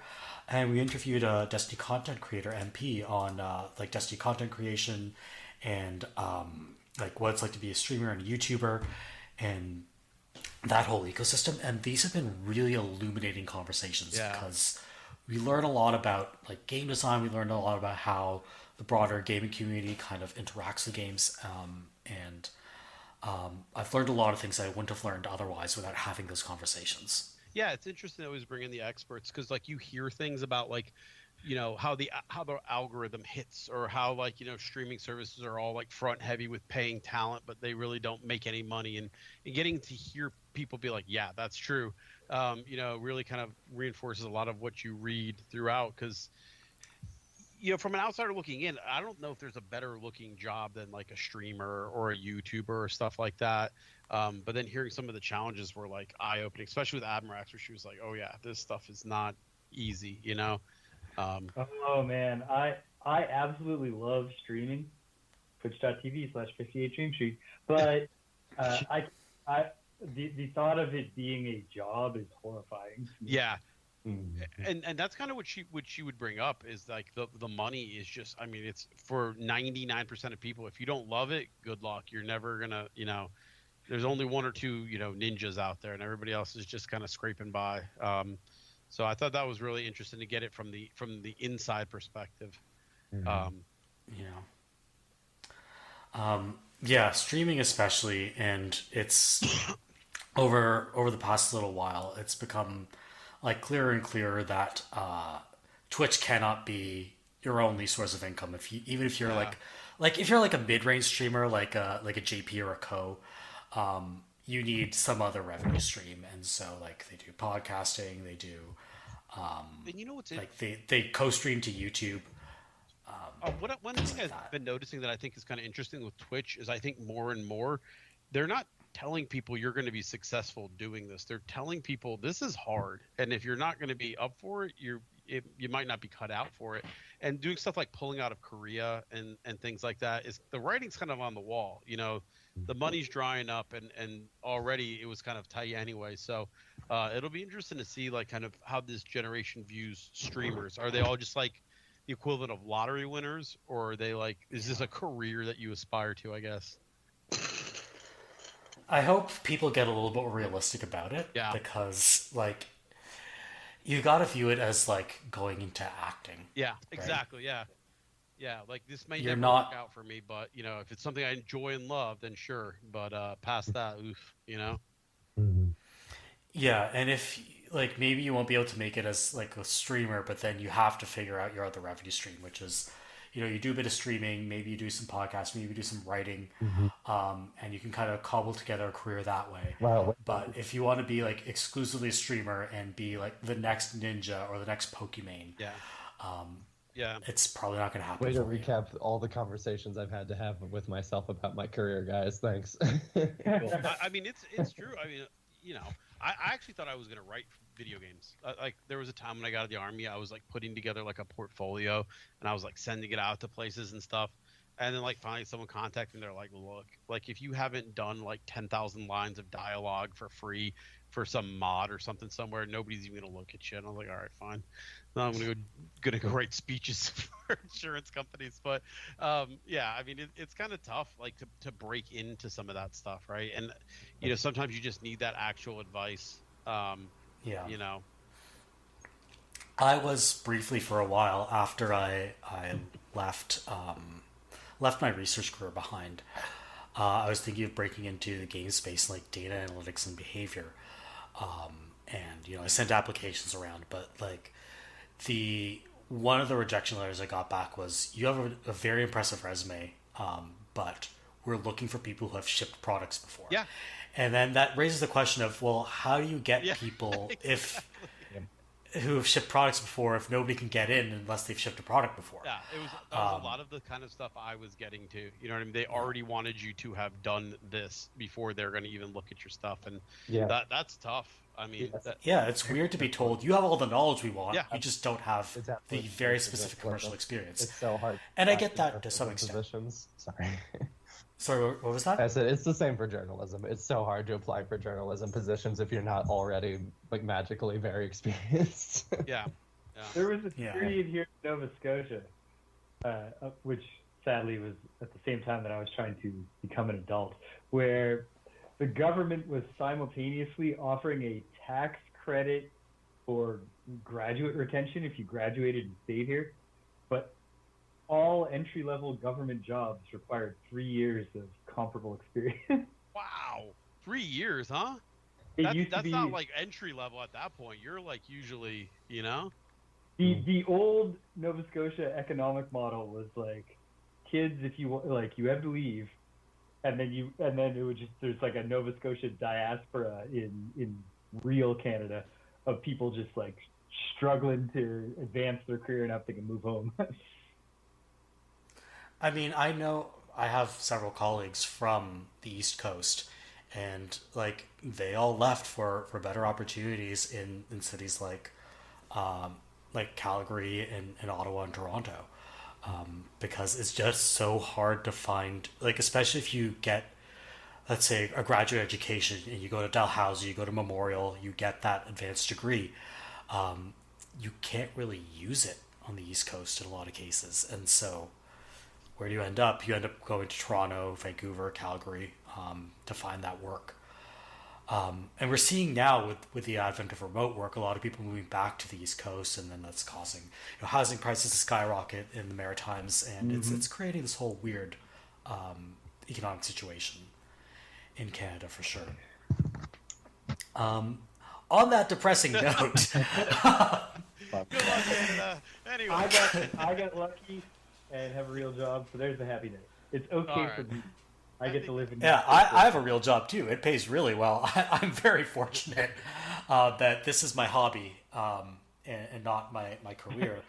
I don't have to do the pitch now for everyone to please sign up for a Patreon. Yeah, like we don't have to do a Patreon. We don't have to satisfy advertisers. Squarespace, if you want to give us money, please do. We'll take it. I would take one of those like Blue Aprons, or just because I've always been curious about that food, but not like $300 curious. You know what I mean? Have you ever done that, like that Blue Apron or HelloFresh or any of that? I don't think we have Blue Apron up here. I think we might have HelloFresh. I'll have to look into it. Hey, Me and my GameStop listeners. me and my lady do HelloFresh. It's good. Is it good? Yeah, it's okay. Like, it's not always great, Yeah. but it's Yeah, I think really helpful. to a If it was four just thing. me and my wife, I think I could do it. But the problem is the kids are so picky. You know what I mean? Oh, So yeah. Oh, if you I got can't- like a vegetable penne pasta, I'd be like, okay, well now I'm making 2 dinners tonight. You know what I mean? So I think Yeah. that's the downside of it. But you know, I thought maybe Yeah. like just getting it for us two, and then cooking the kids I something forget. else. How old is your oldest? I forget. 12. 12. No. That is the age at which Yeah. a switch flipped in me, and I went from being one of the pickiest eaters on the Oh, yeah, planet to just eating everything. He eats everything. It's his little brother who is like, if it ain't Oh, it yeah. ain't fried, he don't want it. You know what I mean? He's still at that like chicken nuggets and fish sticks age. But the oldest one, it's tough now because like food's expensive and we go out to eat, and it's like, do you want to eat from the adult menu? It's like, and I'm like, yeah, I'll get you whatever you want, but you got to eat it because But he doesn't know. You want to eat your money's worth, Yeah, but a lot of times he doesn't know if it's good or not. So I'm like, I have to describe the food to him sometimes. Like he got. but like, Go ahead. I was gonna say like that is like an interesting age to be at because like that switch flips and then they go from being like I went from being a picky eater to just wanting to try everything. Yeah. And my parents were like, yeah, like slow your roll, man. You can't just eat whatever you want all the Well, time. one of the good conversations, I'm like, remember you like this flavor, like because like if you put that in your brain, like he liked cream of onion. I'm like, remember you like cream of onion because that opens you up to a lot of different flavors, So, but that's kind of a lot of the conversations we have when we eat is if I'm like, remember you like that. So future, we're not trying to figure out, is this going in the trash or your stomach? But yeah, no, that's kind of where I'm at now is that age of adult menu for him. So Hey everyone, Gamescast listeners, you don't have a Gamescast Patreon to check out, but please check out my Patreon. yeah, there you go. We'll put the links Is it in patreon.com/LilyTina? Yes, which is a very out-of-date name, but oh well. And we'll have to get a Twitch link under there too. I'm only just... No, there's not a Twitch there. Oh no, for Yeah. For LittleMac, LittleMac, which is yeah. twitch.tv/58 My Dream Stream. apologies. I do have a Twitch, but it doesn't exist. So I was make sure to confused. get you guys shouted out for Thanks. that. Yeah. That's where you check us out. You can check me out at refrigeratorrants.wordpress.com, but I don't earn any money off that. All the ads that run on that go straight into Matt Mullenweg's pockets. I don't have anything else but the avocado. That's it. But Yeah. that's pretty much Hey, that's I enough love work for me. Refrigerator rants, Merves. Everyone, I appreciate that stuff a lot for what it's worth. Yeah, that has been my blog since 2009, I want to say. I haven't gotten rid of it yet. I updated it this morning. Yeah. So, if you'd like to keep up to date with all of us collectively, you can keep up to date with this podcast. And you can follow us on our website at avocadogamescast.wordpress.com. On that website, we post every episode along with a link dump. A link damp is not a thing, a link dump that fact checks some of the stuff we say. And you can also subscribe to us on Apple Podcasts, Google Podcasts, and Spotify. And eventually one day when I link it up, Amazon Music, I just haven't linked it up yet. Just search for Avocado Gamescast. Music. I mean, some people use Amazon Podcasts or whatever it is. I've never used that app. I don't know what use it's Amazon doing. Music actually. I just switched to it. You know what happened though? Well, I'll tell you. What happened was Pandora sucks now. I don't know what happened, but they you can't skip. You only get a limited number of skips, and you can't rewind the songs anymore. That's awful, right? Sucks. That sucks. Yeah, like it's the even like free identification Spotify allows you to do that. Yeah. Yeah. Anyway. So yeah, make sure also that you check out the Avocado at the-avocado.org and Pandora at Pandora's website if you want to be frustrated with a free music player. And finally, a big thank you to our audience for listening to 100 episodes of this show. I did not think that a podcast that I just the Kappa and I started because we wanted to talk about games, and like I remember just asking around on the old AV Club After Dark channel, hey, does anyone want to start a podcast? Yeah. I didn't think this would go anywhere. There was I thought we'd do like 2 episodes and give up. There was a time too where there was like 5 or 6 AV Club After Dark podcasts going on. Like I did a couple. Yeah, and then like we're the only one that made it out of the like I was gonna do an Always Sunny one, and then I can't EAH, she was doing one about like what if Shakespeare but modern day, like how would So there was like, Didn't you almost do one about like the Dooku being a success? yeah, I The still Dark want to do Universe that, Cinematic but I Universe? think people didn't really get what I was going for. I want it to be like alternate history, right? Like not like us talking about like we're living in the world where Dark Universe is Marvel, right? Yeah. Like Yeah. I don't want to like, you know what I mean? But like, I feel like I wasn't getting a good job of getting my point across. I'm still saving that idea with my brother. So Like you want to get I that was like almost like a role play. yes, Not exactly it's role play. 100% role play. It's like Yeah. I cannot believe they got Florence Pugh to play the Bride of Dracula. Why? She's the worst casting for this. Everybody wanted Lily Allen, or you know what I mean? Like, but like that's kind Oh, of so like almost like Dad's the very real Dad's Casa. yes, exactly. But like we're complaining about something that doesn't exist, The or emerg- like we're hyping something that doesn't exist. Thank you for getting it, but eventually I'll get it off my desk and into something that resembles what I want. Bone, sir, you're saying something? No, I was just chiming in on the Dark Universe stuff. Yeah, one Yeah. day. It's my dream. One day we'll make it happen. Sure. So yeah, to our listeners, this podcast just wouldn't be as much fun to do if you weren't around. We know people are listening to this. Every episode gets like a couple hundred downloads, so someone's listening to Couple it. hundred? Damn. Yeah. Yeah, That's- I can see our numbers on archive.org, and we're getting like a couple hundred downloads per episode, but we have no idea who's listening to it. 'cause Except for it's like Estonia. We cracked something Yeah. in Estonia. there's someone in Estonia who's listening to this freaking Yeah, podcast. loyal listener. Man, shout out to that. Man, First, that's- thank yeah. you. Damn. Yeah, I mean, we don't know your name. We learned how to say hello in Estonian? Estonia. Was it Terra Sobrad or something like that? Something like it was like it sounded like taters. I remember that. It's Terra Sobrad Yeah. or something like that. This is this one's Yeah. for the Swedes, Brian David Gilbert video all over. Yeah. It's just I don't know a funny. word of Swedish other than, is it Haida for like good day? I don't know. My one of my best gaming friends is Swedish, and what I've learned is that if you just kind of speak English like quietly, you're pretty much there. Like, it's so hard to hear him sometimes, but Same language family. Yeah, so it really that is. does make sense. well, like even Dutch, like you can almost understand that just like Oh listening yeah, to people Dutch talk. is the probably second closest extant language to English. Closest is Frisian. Yeah. Frisian like basically just sounds like English. Yeah, I think Swedish hello is hala, or like hello, or like it's basically the same thing. Yeah. Mhm. All right, boys. So yeah, we're not. Sorry, LittleMac, you were saying something? I was just going to say that written Dutch always looks so funny because you can recognize what the words are, but they're just They're spelled with extra O's. Yeah, or Yeah. like a U, and yeah, it's kind of funny. Yeah, so we're not going anywhere. We've got lots more episodes than us. We're definitely doing 101st episode, 102nd. After that, it gets kind of dicey. Who knows? there's at least. But yeah, we hope you stick around. Stay tuned for more from us, and we will see you later. Thank you so much. It's been a pleasure, guys. Good night. Take care. Be kind, stay humble. Later.